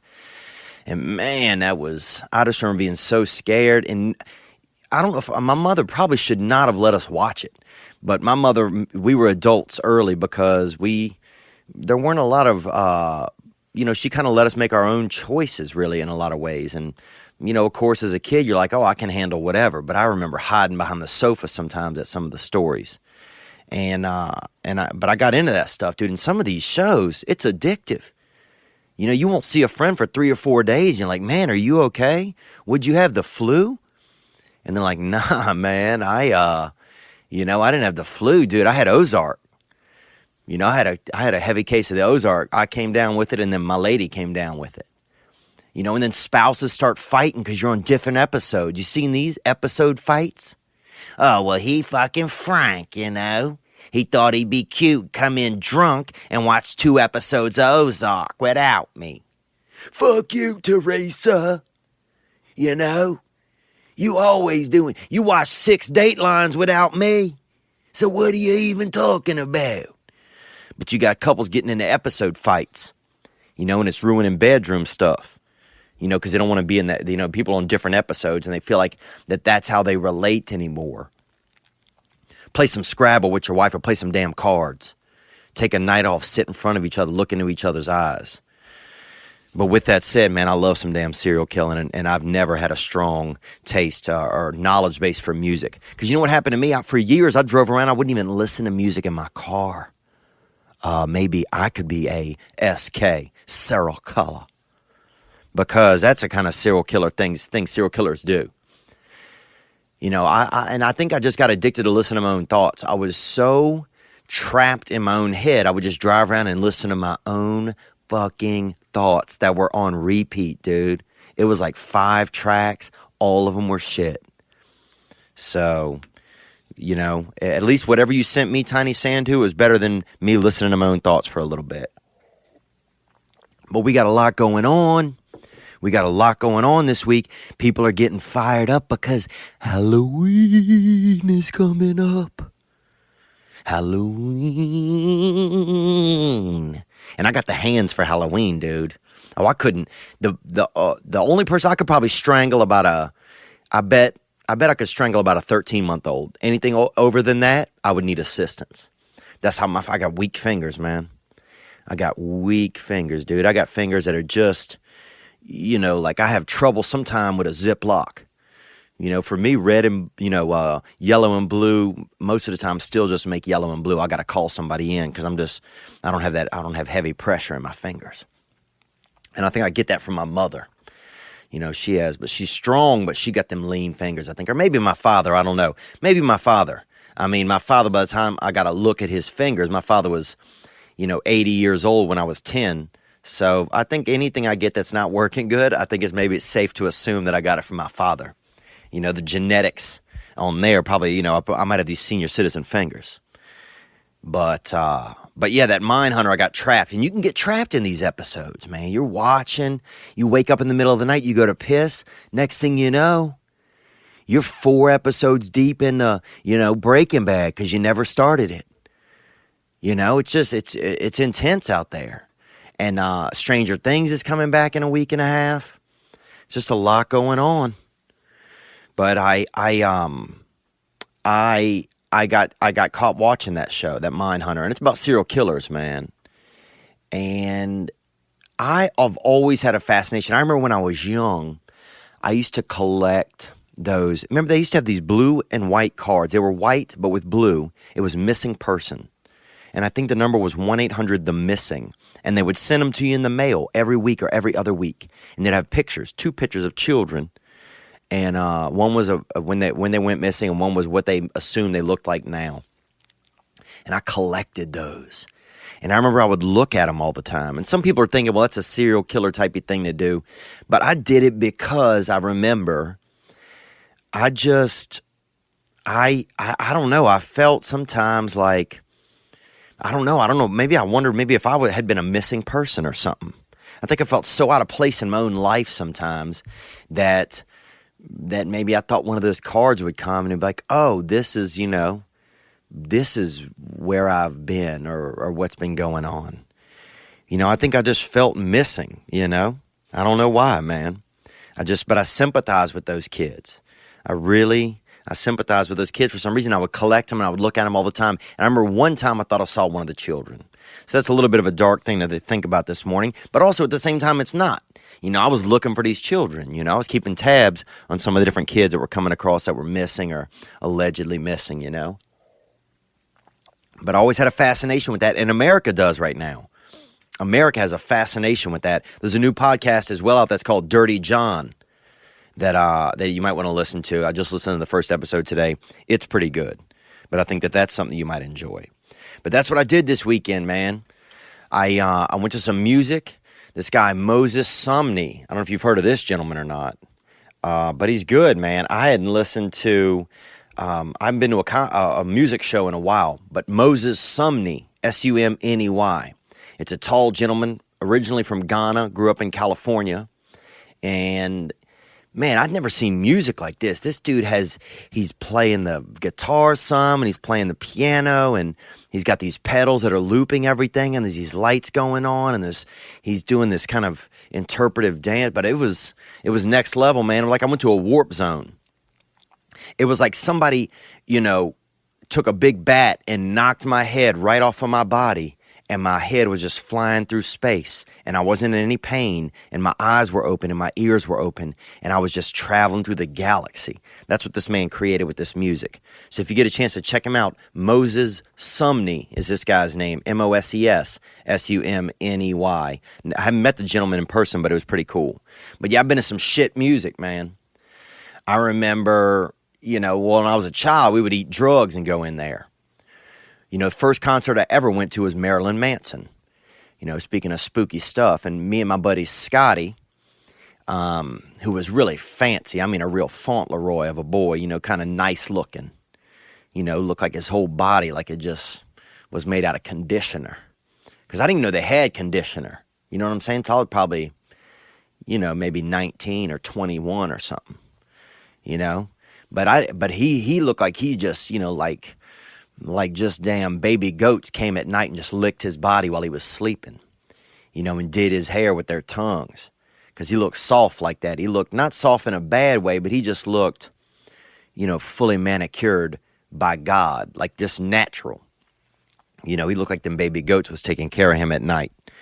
He looked clean. He looked real clean, He looked like he could go a couple days without brushing his teeth if he wanted to. It looked like he could brush his teeth with his hands, and they would have still come out really clean. He just looked that clean, And I remember me and him went to Marilyn Manson, and we met this dude, Big Richard, and I've told some of this story before. He ended up getting busted. He got busted, actually, for P-filing out there, allegedly, but he went to jail for it, and he was a senior citizen.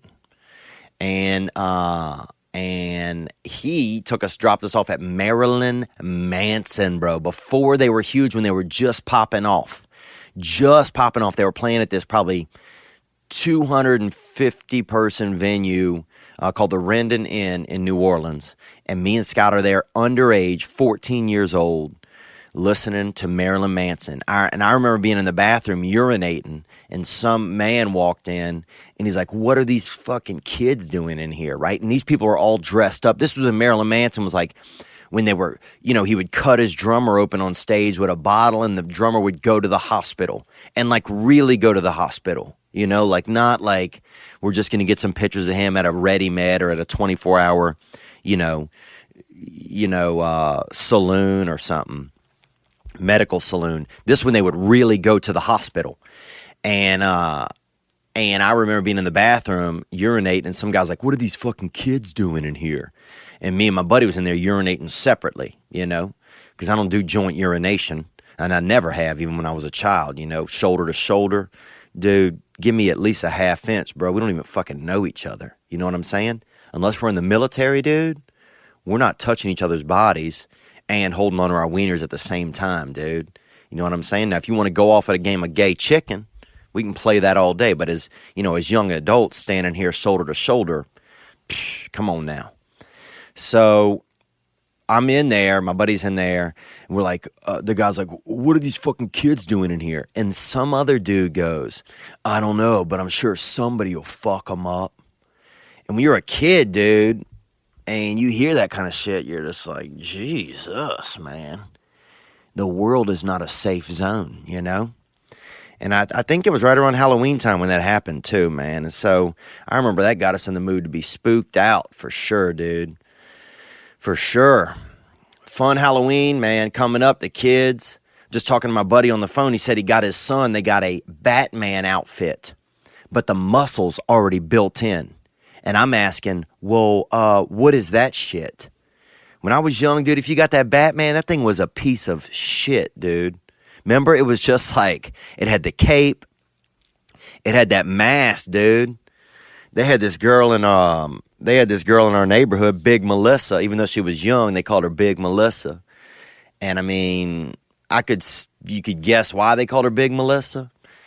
But I mean, she had the biggest head I've ever seen, dude. Wider than it was tall.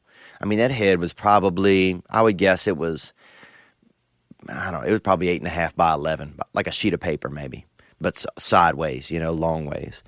And I remember she would put the mask on for that Halloween costume. But when I was young, it had the side of the mask that would cut into your face, dude. And that band on her head was so tight, dude. She had this huge cut. It would push her whole head up into the mask, almost like a cookie, right? It would just be cut out around the sides, man. Just chirped out around the sides. That thing would just cut into her skin. So after she took it off, her whole face for a couple of days had been molded into whatever she was, like a little gummy bear or what else did they have? Gummy bears or Winnie the Pooh or a cat. It would just mold her face like a cookie. That thing would stick to her face, and she had to have help getting it off, that mask. But those things were dangerous. And the Batman costume when I was young was a piece of shit. My buddy's telling me that his son has the muscles built in. Dude, when I was young, you had to damn hit the gym. I don't care if he was 9 years old, dude. You better hit the gym, dude. You know what I'm saying? You better get on some high-quality breast milk, dude. You better skip a baby in the tit line and catch a little bit of breast milk and put on some weight if you want to fill out a Batman costume. You had to make your own. You had to grow. You had to get ready for it. If you wanted to be something, you had to be it.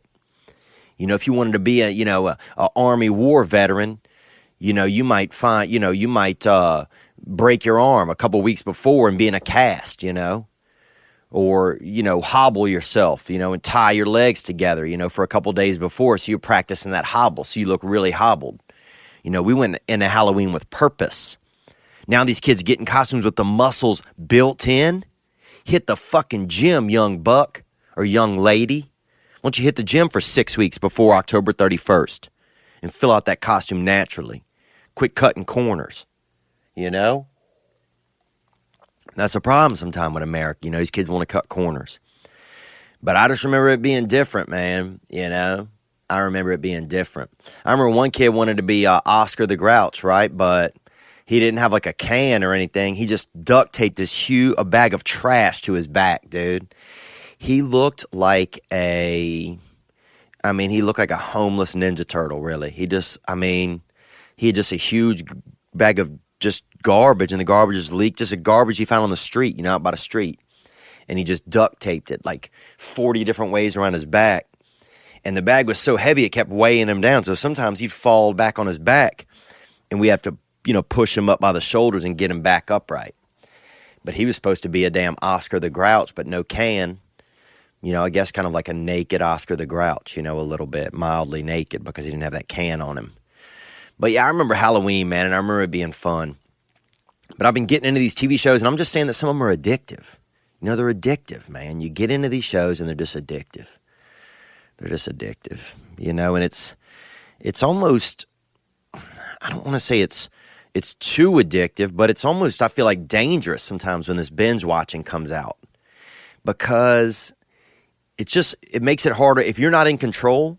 Like, I'm not in control sometimes, and I have an addictive personality, and I will quickly get into it, and then I can't get out, So that's tough TV watching for people that aren't able to get in and out of things very easily. And that happens to me, man. That's exactly what happens to me. What else is going on this weekend? I did some comedy sets. Had a good time. I saw Brendan Schaub. Saw Rogan. I saw Bobby Lee, guys that I love. We got I'm doing this pilot for Comedy Central. If you live in the California area and are a man who's been going through something, or you are a woman who has a husband or boyfriend who's been going through something wild, that's kind of manhood type stuff. Maybe he's afraid to pop the marriage question, or maybe you're afraid to pop whatever it is. I need men who are dealing with men stuff. Men who are dealing with men stuff. Hit me up on the hotline, 985-664-9503. We're putting together this pilot, and it's going to be pretty neat. Just want to hear some stories and see if we can possibly incorporate one of them into the pilot project. And that project actually is based on this podcast. So pretty cool, man. If we didn't start this and get this going, then that opportunity doesn't present itself. So that's pretty awesome, man. We're doing some really, really neat stuff, it seems like. What else is happening, man? I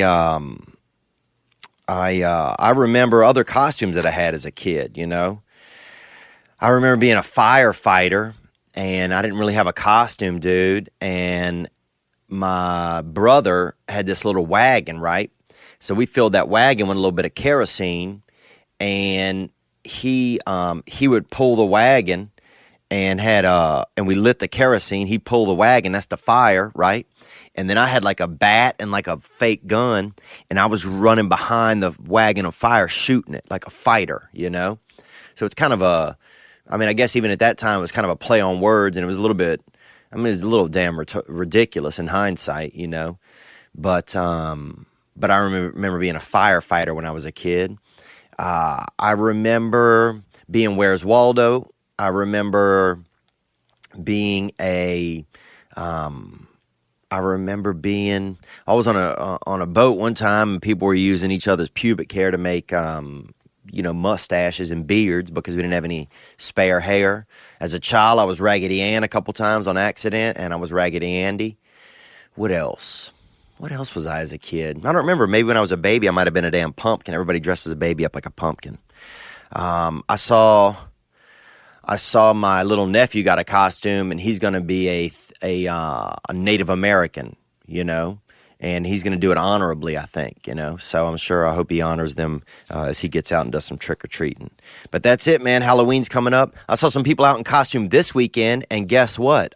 Fuck those people, because that's too early to be out in costume. You're out 12, 13 days before Halloween. You're out there running around? Come on, man. Bit much, isn't it? For adults. And also, ladies, be careful if you invest something in your child. If you got a child out there and you're just going to buy your child a $13 costume, but you're going to go spend $300-$400 on yourself, looking like if you're going to dress up like a slutty snail or something, maybe even it out.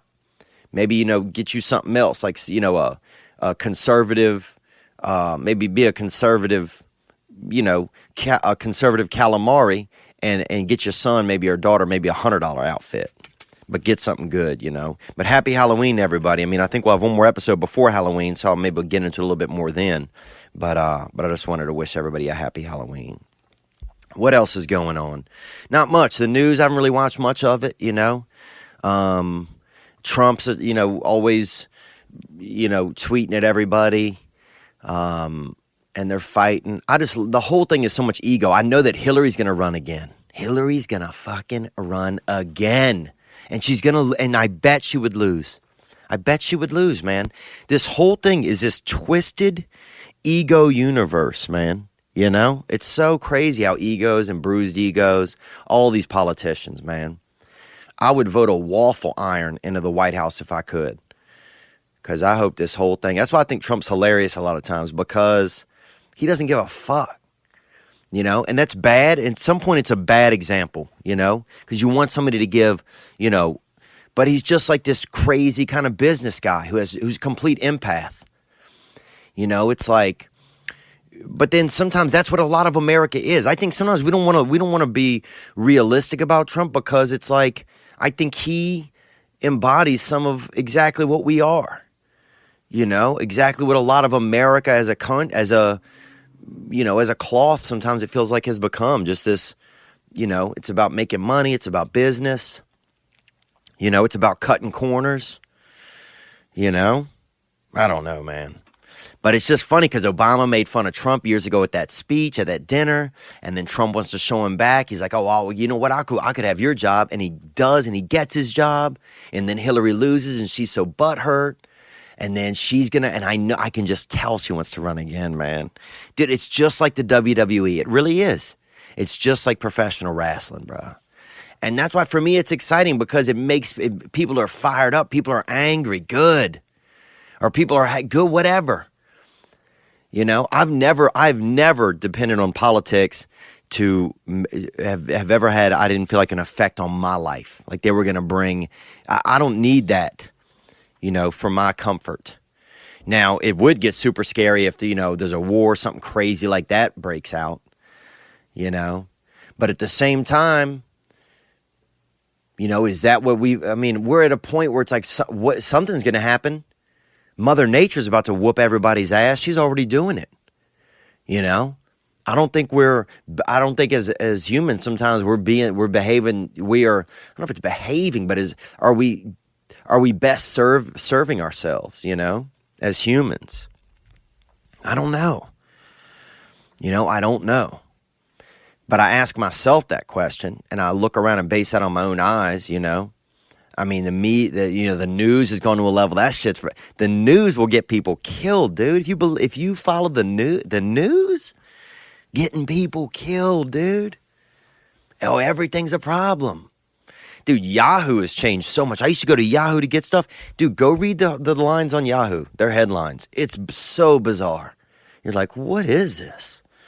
Smut. You got to keep your face out of the smut, dude. That's what you got to keep of. Anyhow.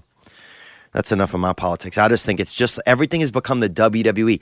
The Rock, I've heard real rumors in Hollywood. This is real stuff that The Rock is going to run next time. The Rock. You know? And the crazy thing is that Hollywood they helped create Trump. That's the funniest thing to me sometimes. You had all these people in Hollywood like are so angry about Trump. But Hollywood helped create him. You know, that platform, somebody in Hollywood made millions and maybe millions and millions and millions of dollars off The Apprentice. You know, I'm sure I don't even know what network it is or what producer, whoever's attached, but no accountability there. There's no way that he wins if he doesn't have that format, that platform, that show, that show. You know, there's just so many, and I just think it's funny because I love seeing politicians just yell at each other and fight. It's just like professional wrestling. But when it comes to the reality of things, what do? I get up in the morning. I get out of bed. You know, I try to be of service to my friends and family. I try to be of service to others. I don't do it all the time. I don't do it every day perfectly. But I try. I keep making an effort. I take care of my side of the street.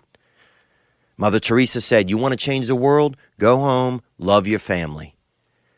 I'm not out here fiercely bitching all day about this.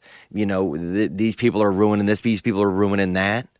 These politicians never did anything for me.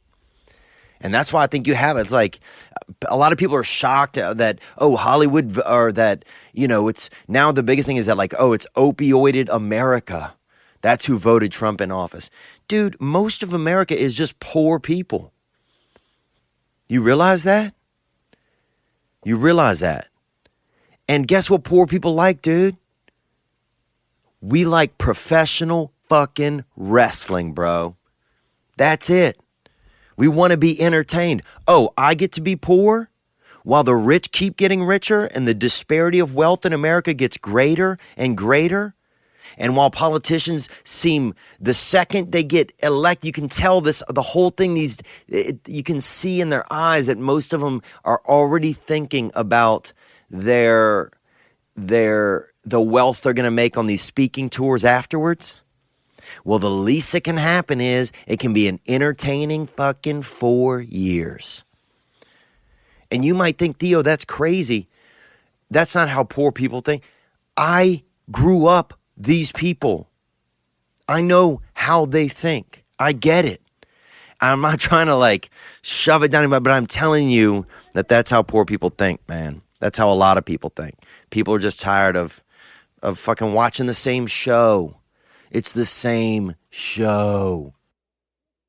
All right, enough about me, man. I'm sorry to go off on those deep ends sometimes, but you know, I'm just such a mortal, you know? I'm so mortal, God. And I'm just trying to stay alive, I think, you know? But I'm fascinated that I'm just fascinated at what everything's kind of turning into. And I think change is good, man. I think change is always good. It's the hardest thing sometimes to go through and to recognize while it's happening. But change is always, it has to occur. And I think the outcome is always greater than what was the energies or whatever that was happening before, you know? Except for dying. Dying, probably not a cool change, you know? Like, hey, won't be seeing you guys for a while, you know? That's probably not a good one. But enough about me, man. We had some great calls this weekend. First, I want to tell you guys, though, that November 16th through 19th, I will be in Huntsville, Alabama at Stand Up Live, Huntsville. And also, I want to tell you that Dollar Shave Club is the smarter choice. Get a great shave at a great price, conveniently delivered right to your door. And when I use my Dollar Shave Club executive razor with their Dr. Carver's shave butter. Have you heard of Dr. Carver? Oh, he makes some naughty face butter. The blade just gently glides, giving me such a smooth shave. You too can make the smarter choice by joining Dollar Shave Club. For a limited time, new members get their first month of the executive razor free with a tube of their Dr. Carver shave butter for only $5 and free shipping. After that, razors are just a few bucks a month. You can get this offer exclusively at dollarshaveclub.com/weekend. That's dollarshaveclub.com/weekend. For a limited time, you get your first month with the executive razor for only $5 with free shipping. Check that out. Support the podcast. You can also go to patreon.com, patreon.com/Theo Von, TheoVon. There will be exclusive footage, extended footage from today's episode there. And I want to thank all my Patreoners, that Gunt Squad, you know, for supporting, and all of my Patreon, those bumpers, everybody, for being a part of things. All right, guys, let's get into some of your calls. You had some this weekend, and I appreciate it, man, of what was going on in your lives. Here we go. Theo, hey, this is Tommy Judson, your buddy from Ohio. My wife and I saw you in Baltimore and met you last year, maybe this year.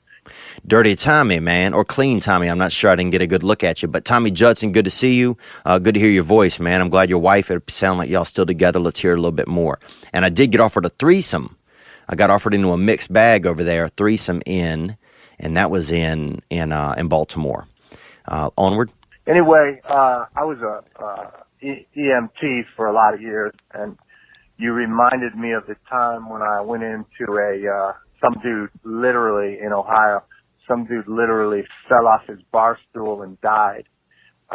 We went in there to try to revive him. He had a cardiac arrest, and we were doing CPR and, you know, jamming him with needles and trying. And as I was giving him CPR, literally looking into his dead eyes, really wild. Yeah, dead eyes are wild, dude. Dead eyes, I mean, it's crazy. We go from, you know, being that human to having a little bit of fish in us really quick. You know, having a little bit of fish in us really, really quick. Let's hear more. The people in the bar were still sitting there eating their French fries and dipping their chicken wings in the blue cheese. So, yeah, people are weird around this death genre, or like. Yeah, people are weird around death, and I know you're referencing Tommy as well. I spoke last week about how I was around that choking incident.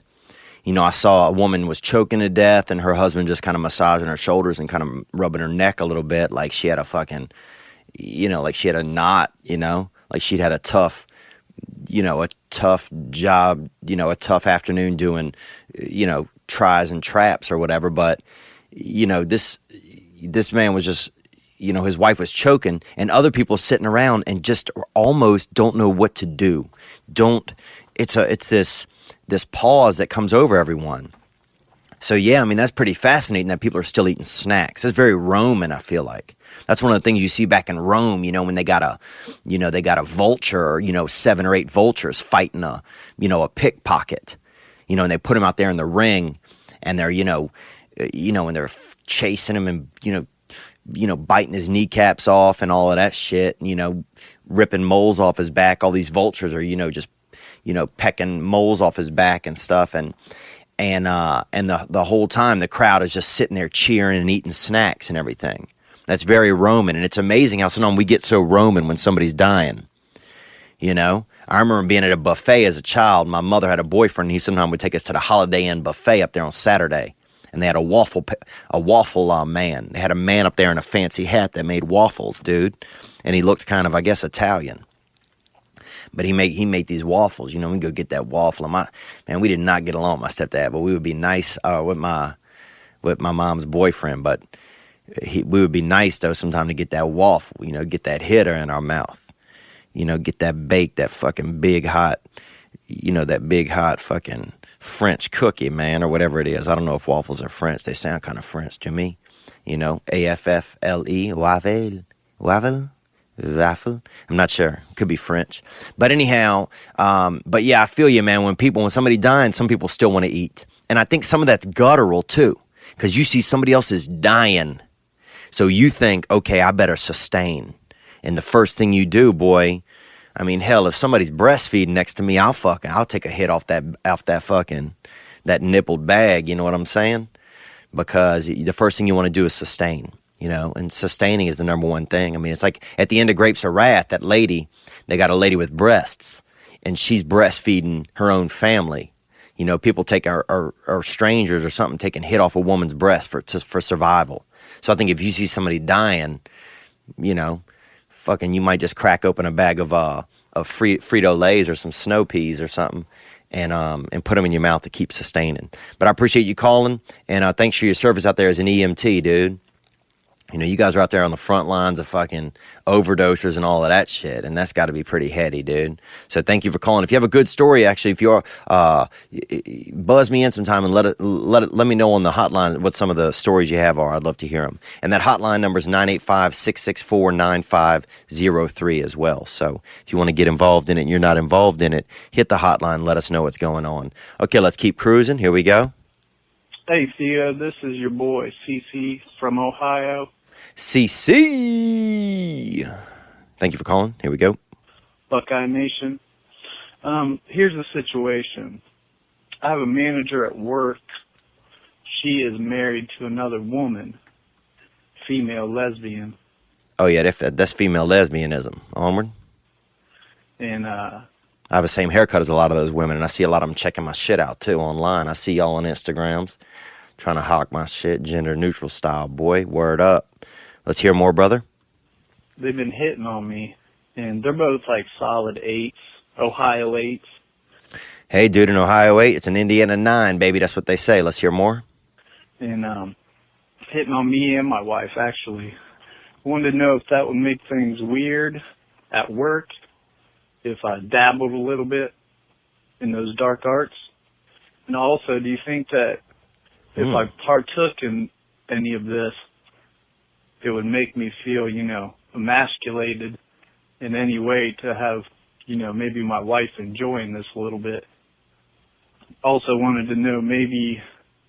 Wow. Okay, that's a lot right there. So you have this option. That's called a bass trap, too. They call it a bass trap, dude, when two lesbians are hitting on you. they're trying to get you in that bass trap. And yeah, look, man, I mean, I feel like that's intimidating. If both of them are 8s, I have a feeling one of them's an 8 and one of them's a 6. I'm just going to be honest. That's what I have a feeling, because sometimes it's hard to get, 2 real hitters at an 8 that are lesbians in the Midwest. I'm guessing one's an 8 and one's a 6. I'm just guessing, bro. And that's okay. That's me being a little bit judgmental there. But that's safe, but because I'm saying is, one of my buddies one night came up to me at a bar and he's like, man, I got these 5 girls that want to hook up with me. And I looked at him and he's like, they were all 2s, And he's like, dude, 5 2s make a 10, right? We've all heard a reference like that before.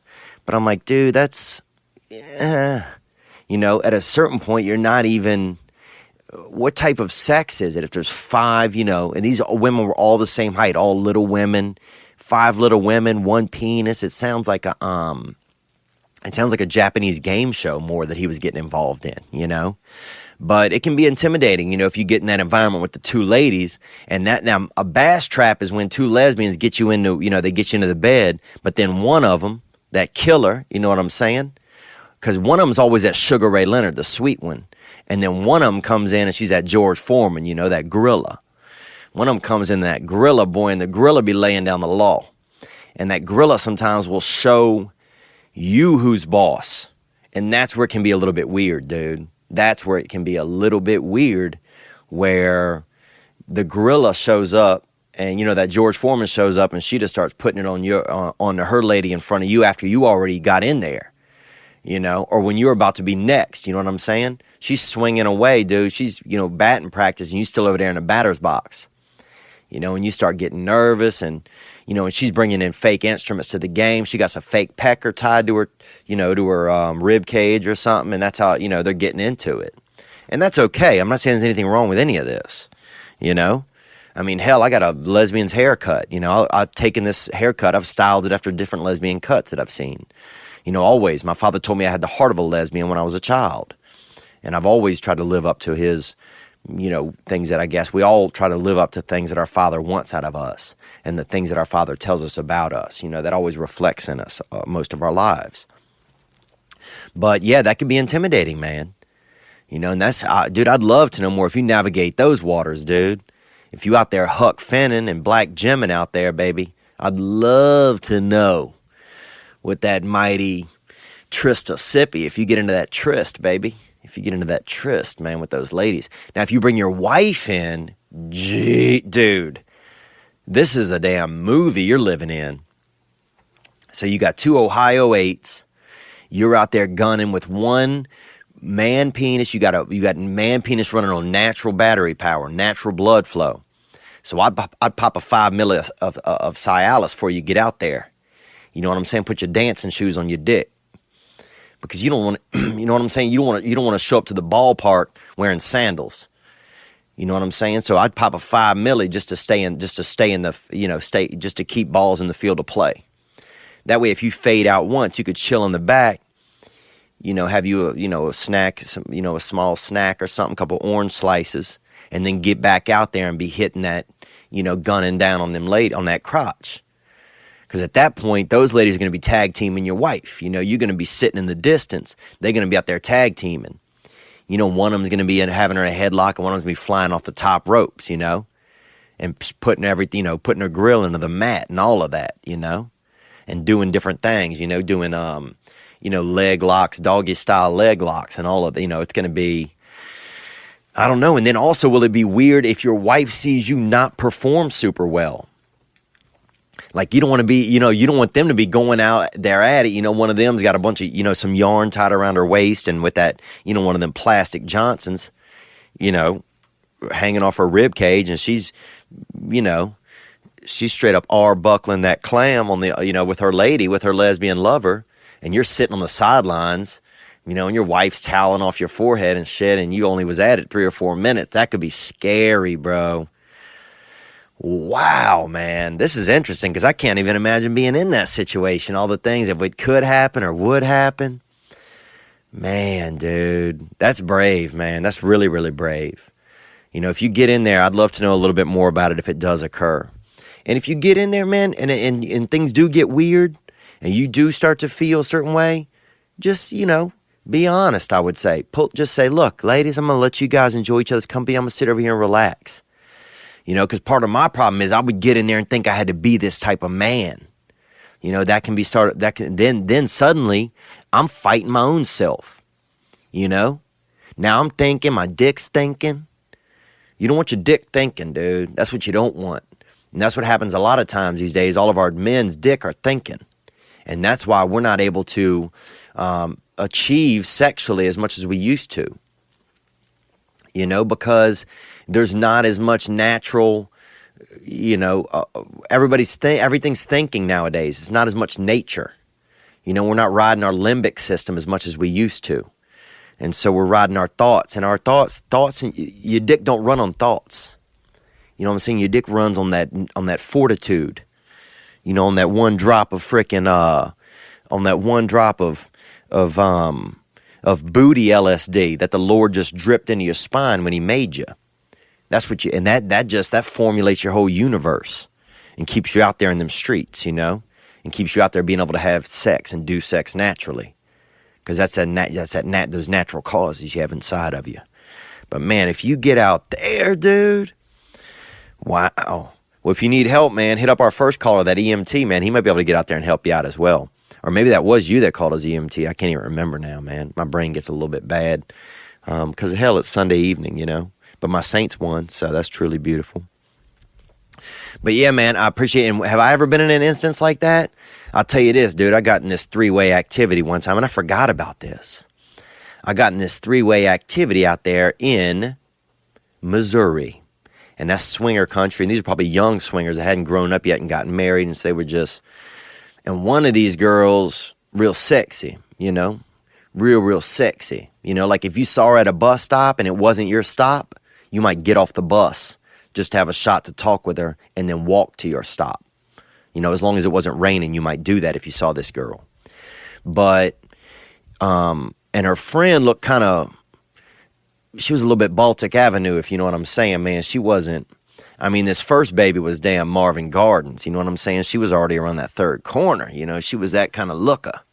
But this first baby, this little baby cat was, she was a little more Baltic. And that's fine, man. She was a sweet girl, both sweet girls. And I went into it just saying, look, I'm going to do what I can. But that Baltic baby, you ever seen like those old, weightlifting videos or from like the 1700s or whatever, where the guy has the dumbbells and it's the big round dumbbells and it says like 1,000 on each side and he's like holding it up and he's wearing like a unitard, She looked like that. She had that Bulgarian swagger in her, She had that, that Russian, she looked like she's about 90% Russian, And then, and so she was like, so I was trying to really make love to the more, the one that I felt, the one that was more of a looker, the one that I wouldn't mind, seeing again. And then her friend was more, she was that wrestler, she kept wrapping her legs. She would do crazy shit too. I remember I was doing a little bit of doggy style activity, that rear entry position, with the woman on her knees and me, the man, back behind her. And then the lady, that little, she was kind of like a damn, like a fast sloth. She kind of was on my back, kind of almost jockeying me, she's on my back jockeying me. And I'm trying to be, I was almost that middleman, a little bit. It's almost like she was like this fucking fast Russian backpack I was wearing, And she had her crotch out and she was doing she was almost doing stunts and shit around us while me and this other girl were making love. And then, both of them was sitting on top of me and, this shit was wild, dude. This shit was wild, man. But it was pretty enjoyable. But there's also just a lot going on. So you don't know, it's hard to know when to, where you're supposed to be. That's it. You almost need like somebody to do the blocking and do some, okay, you be here. Okay. When the music stops, everybody get in a chair, you almost need you need a lot going on. You almost need a referee or somebody like a wedding planner if you want a real successful threesome, I think. But outside of that, a different time in Indiana, I was with 2 Indiana 6s, and those are Mississippi 9s, and that's actually, I think Mississippi does have some beautiful women. Actually, that's not even true. And and they were cousins, man. And we did some really short, quick sexuality, full-time sex, but at part-time. Full-time. It was full-time sex, but more at part-time. Part-time interest. Because I wasn't super fired up. But those were different days. All right, man. But thank you for calling, dude. Good luck out there. I'd love to know a little bit more about it if you get into it, man. I want to hear a little bit more about this next call right here. Here we go. Hey, Theo. It's Brock, University of Central Missouri. Oh, Missouri. That's swinger country. And that's where that threesome I was just talking about in with that Bulgarian, with that backpack Bulgarian. I don't remember she had like a Japanese name too. What was it? Oh man, maybe Sensei or something. Sensei. Her name could have been Sensei. Here we go. Onward. So I got a question for you, how to handle something. Mm-hmm. So I'm kind of short. I don't really got a lot of confidence in myself when I'm at the bars with other people, because I don't really know how to talk to a girl or do anything like that. So yeah, man, I don't know how to handle it, man. I just get in my head. I don't know how to overcome that. Seems like you could have some good advice on this one. Let me know. Thanks, man. Well, Brock, I appreciate you calling, man. I appreciate this. I appreciate you sharing, being willing to share, what your thoughts are and what you see as a problem for yourself and what you feel as a problem for yourself or a difficulty. Let's don't label it a problem. It's a difficulty that you're having. You're lacking some confidence there. You feel like it's associated with your height, and you have trouble then, at the bars, or probably more, I'm thinking I'm going to assume more in the vein of meeting women, and I know you're talking about that. So, I'm kind of like an average-heighted dude. I'm kind of stumpy, but I'm kind of an average-heighted dude, I think. So I'm going to ask some of our listeners, if you guys will hit the hotline for Brock, 985-664-9503. Do it now. Do it after you listen. If you are, a man of a shorter height or a woman or not shorter, but of a height that, would have been popular in like the late 1800s or whatever. Or if you are a woman who is, your perception of a man who is, of a smaller stature, give us some thoughts on that. Give some insight to Brock. He sounds like kind of a younger dude, so give him, some thoughts. Let's open up our brains to him, because this is something I can't associate on. I cannot, and I'll share some thoughts, but I'm going to let you know, Brock, that I'm going to do a follow-up. I'm going to take a couple of the listeners' calls, and I'm going to put them together on a follow-up for you this week, and we'll post that up. And that'll be just for you, so you can listen. I mean, everybody can check it out, but that'll be just for you to get other people's insights. What my insights are when it comes to lack of confidence is, sometimes you can gain confidence from other people, and I don't know if you have a group of other men, that make you feel kind of confident with who you are, no matter what. I did some weird shit in my life over the years, dude. Man, I'm going to tell you this. I never told anybody this, bro. When I was in high school, because my eyes kind of go down, I got that Polish mindset, and Polish people look a little bit dead from like from the bottom of their forehead to like the top of their nose. Our eyes died. Something happened to us. It's almost like somebody just, like they cut off the power, when they were making our eyes and stuff. We just look a little dead in the eyes. You have to lighten, you have to, spark up sometimes to look interested. And when I was young, I felt just super inferior about my eyes for some reason. And so, dude, I didn't wear it, but I put eye drops in my eyes 40 times a day, man. There wasn't a day, Brock, that I didn't have eyedropper on me all day, dude. And I don't even know why. Like, what did I just, in my weird mind, I had, no one had ever said anything about my eyes. One kid had called me Chinese one time, and that's fine, whatever. The Chinese, they're plentiful and they're, they have great spices and everything, I've learned now. But, but one kid had just made fun of me for that or said that, But I just had this in my head that my eyes were weird and everything. And then next thing you know, I'm doing eye drops. And then I was living with a family when I was in high school, and one of the girls had a eyelash curler, dude. And we had picture day at school. And I just felt, I'd never seen an eyelash curler. And then I saw her using it, and then I was like, man, I want to have better eyes, I want to have better eyes. So I used a woman's eyelash curler, and it's not a hot iron where you're like fucking, getting a damn heated wand close to your face. It's just a, just a little one you use. It's a little metal one. But I curled my damn eyelashes, dude, and went to school, and man, I remember.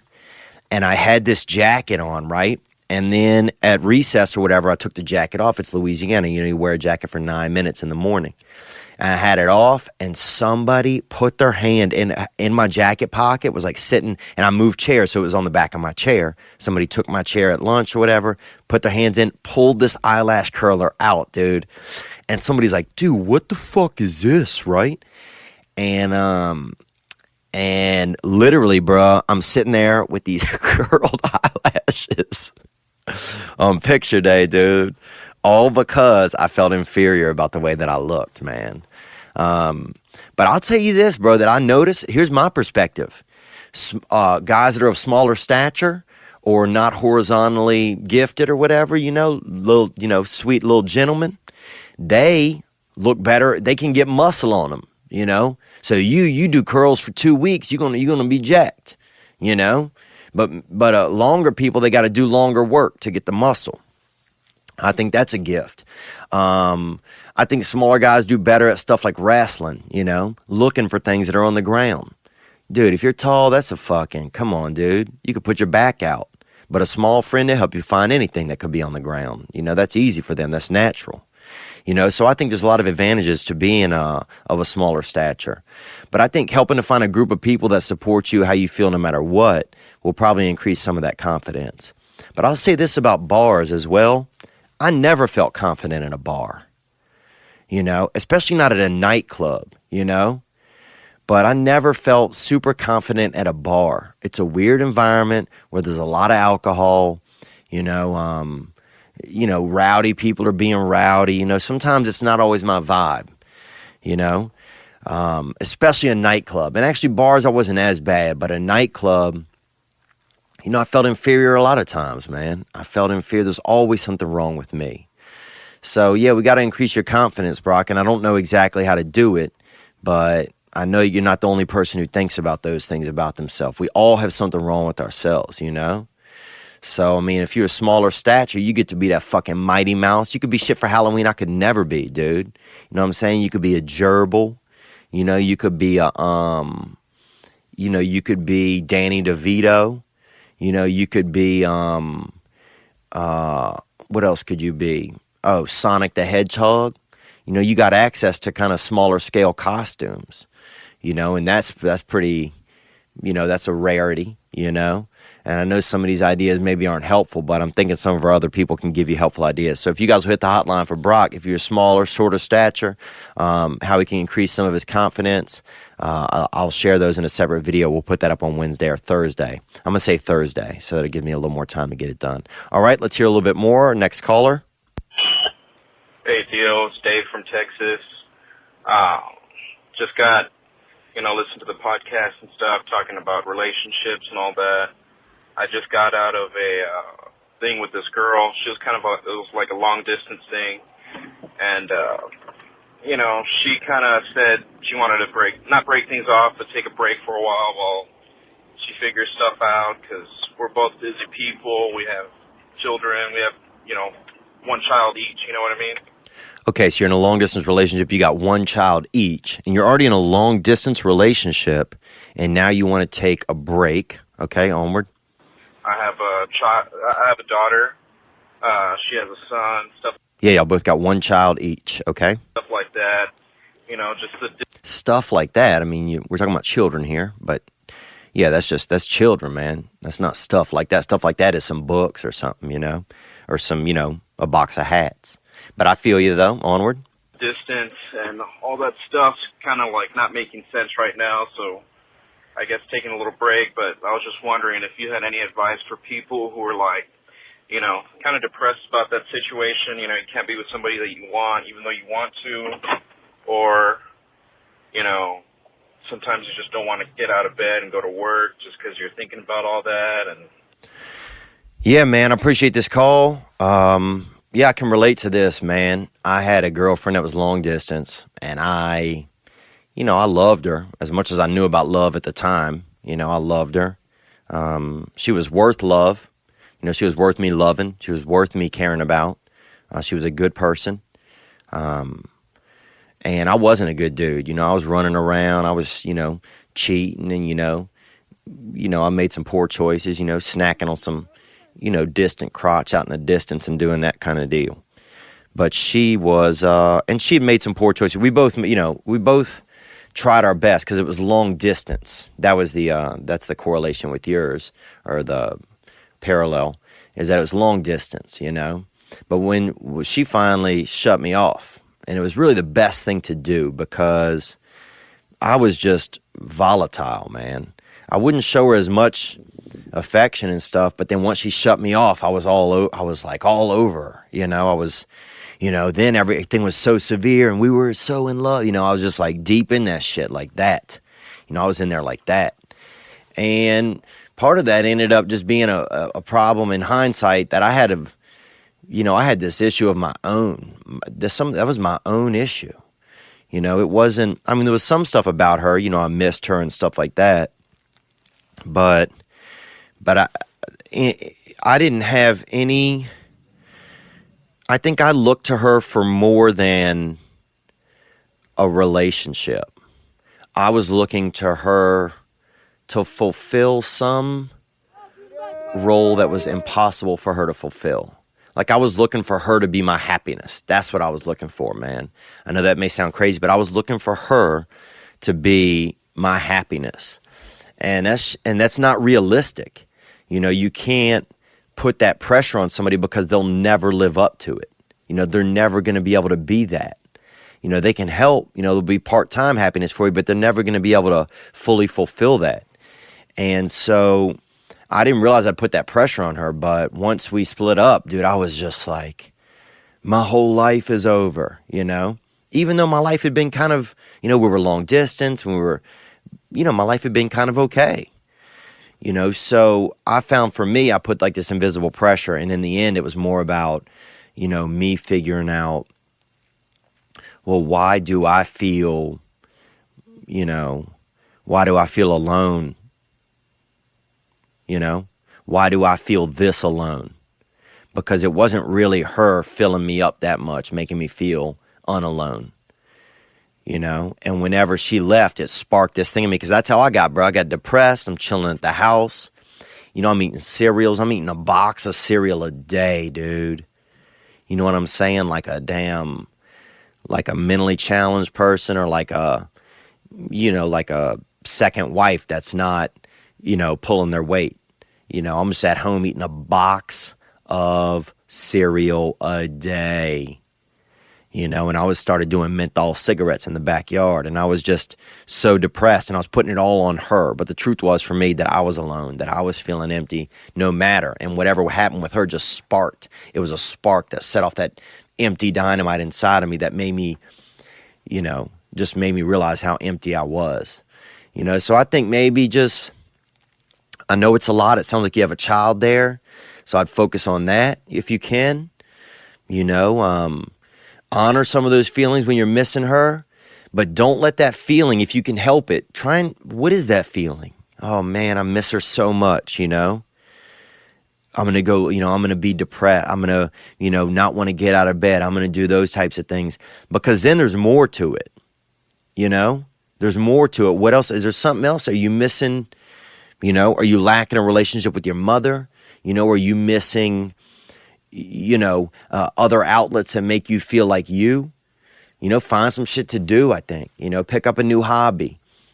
Just create more of you, so that there's not so much space in there for someone else to, that if they leave, that there's so much haunting. There's so much space for that haunting feeling. Because it maybe seemed like maybe she's gone, and now those haunting feelings are just bouncing off the walls inside you, and there's so much emptiness inside of you because you're not filled up with some of yourself or more of yourself.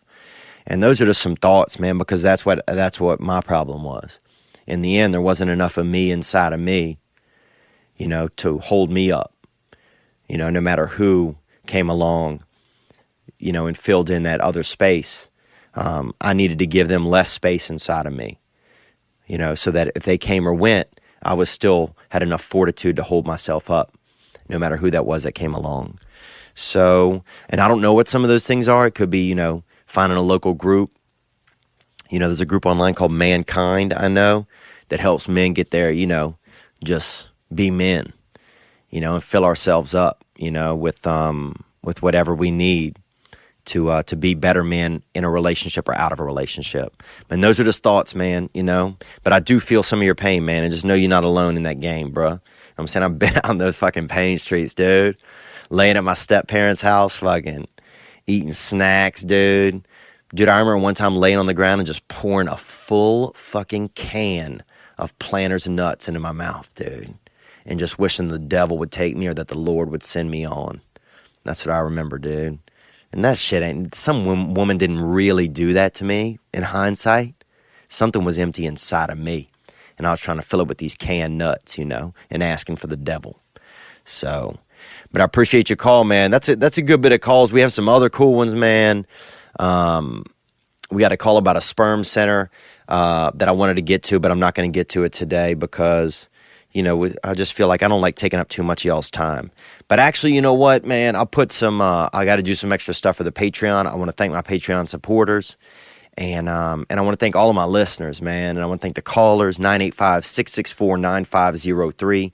Hit the hotline, and that's it. It's, we're all battling something, and that's something to remember, whether you feeling short in stature, whether you feeling, if you get into a threesome, how will I hold up?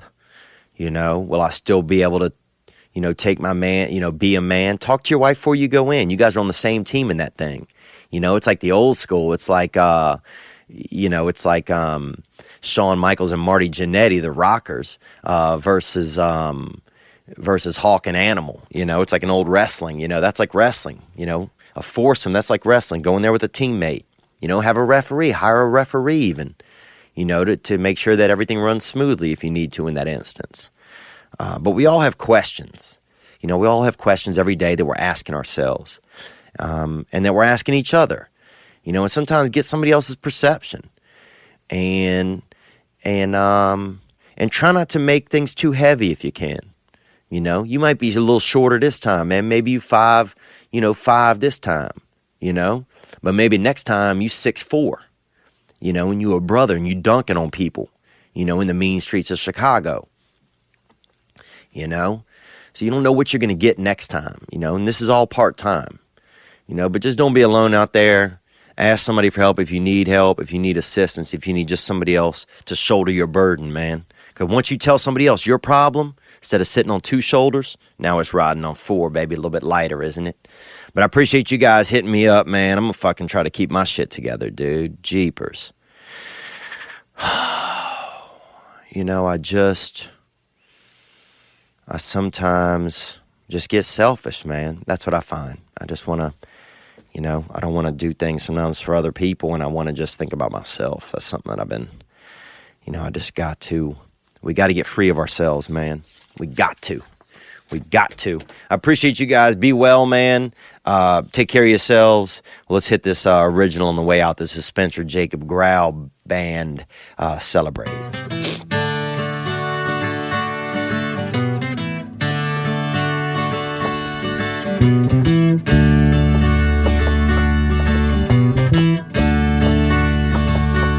Celebrate living. Celebrate it, man. Celebrate misery.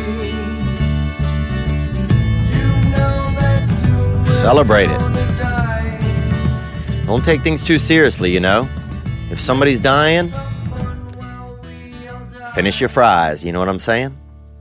celebrate dark days. Celebrate all your pain. Life's serious enough, dude. Exercised. Go home. Love your family. Love yourself.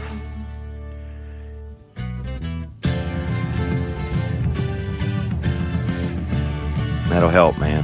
Thank you guys for being here for me today, this week, this past weekend. You guys take care. Ladies and gentlemen, I'm Jonathan Kite, and welcome to Kite Club, a podcast where I'll be sharing thoughts on things like current events, stand-up stories, and 7 ways to pleasure your partner. The answer may shock you. Sometimes I'll interview my friends. Sometimes I won't. And as always, I'll be joined by the voices in my head. You have 3 new voice messages. A lot of people are talking about Kite Club. I've been talking about Kite Club for so long, longer than anybody else. So great. Hey, sweetheart, here's it Theo. Anyone who doesn't listen to Kite Club is a dodgy bloody wanker. Do you know what I mean? Hi, I'll take a quarter pounder with cheese and a McFlurry. Sorry, sir, but our ice cream machine is broken. No! I think Tom Hanks just butt-dialed me. Anyway, first rule of Kite Club is tell everyone about Kite Club. Second rule of Kite Club is tell everyone about Kite Club. Third rule, like and subscribe wherever you listen to podcasts or watch us on YouTube, yeah? And yes, don't worry, my Brad Pitt impression will get better.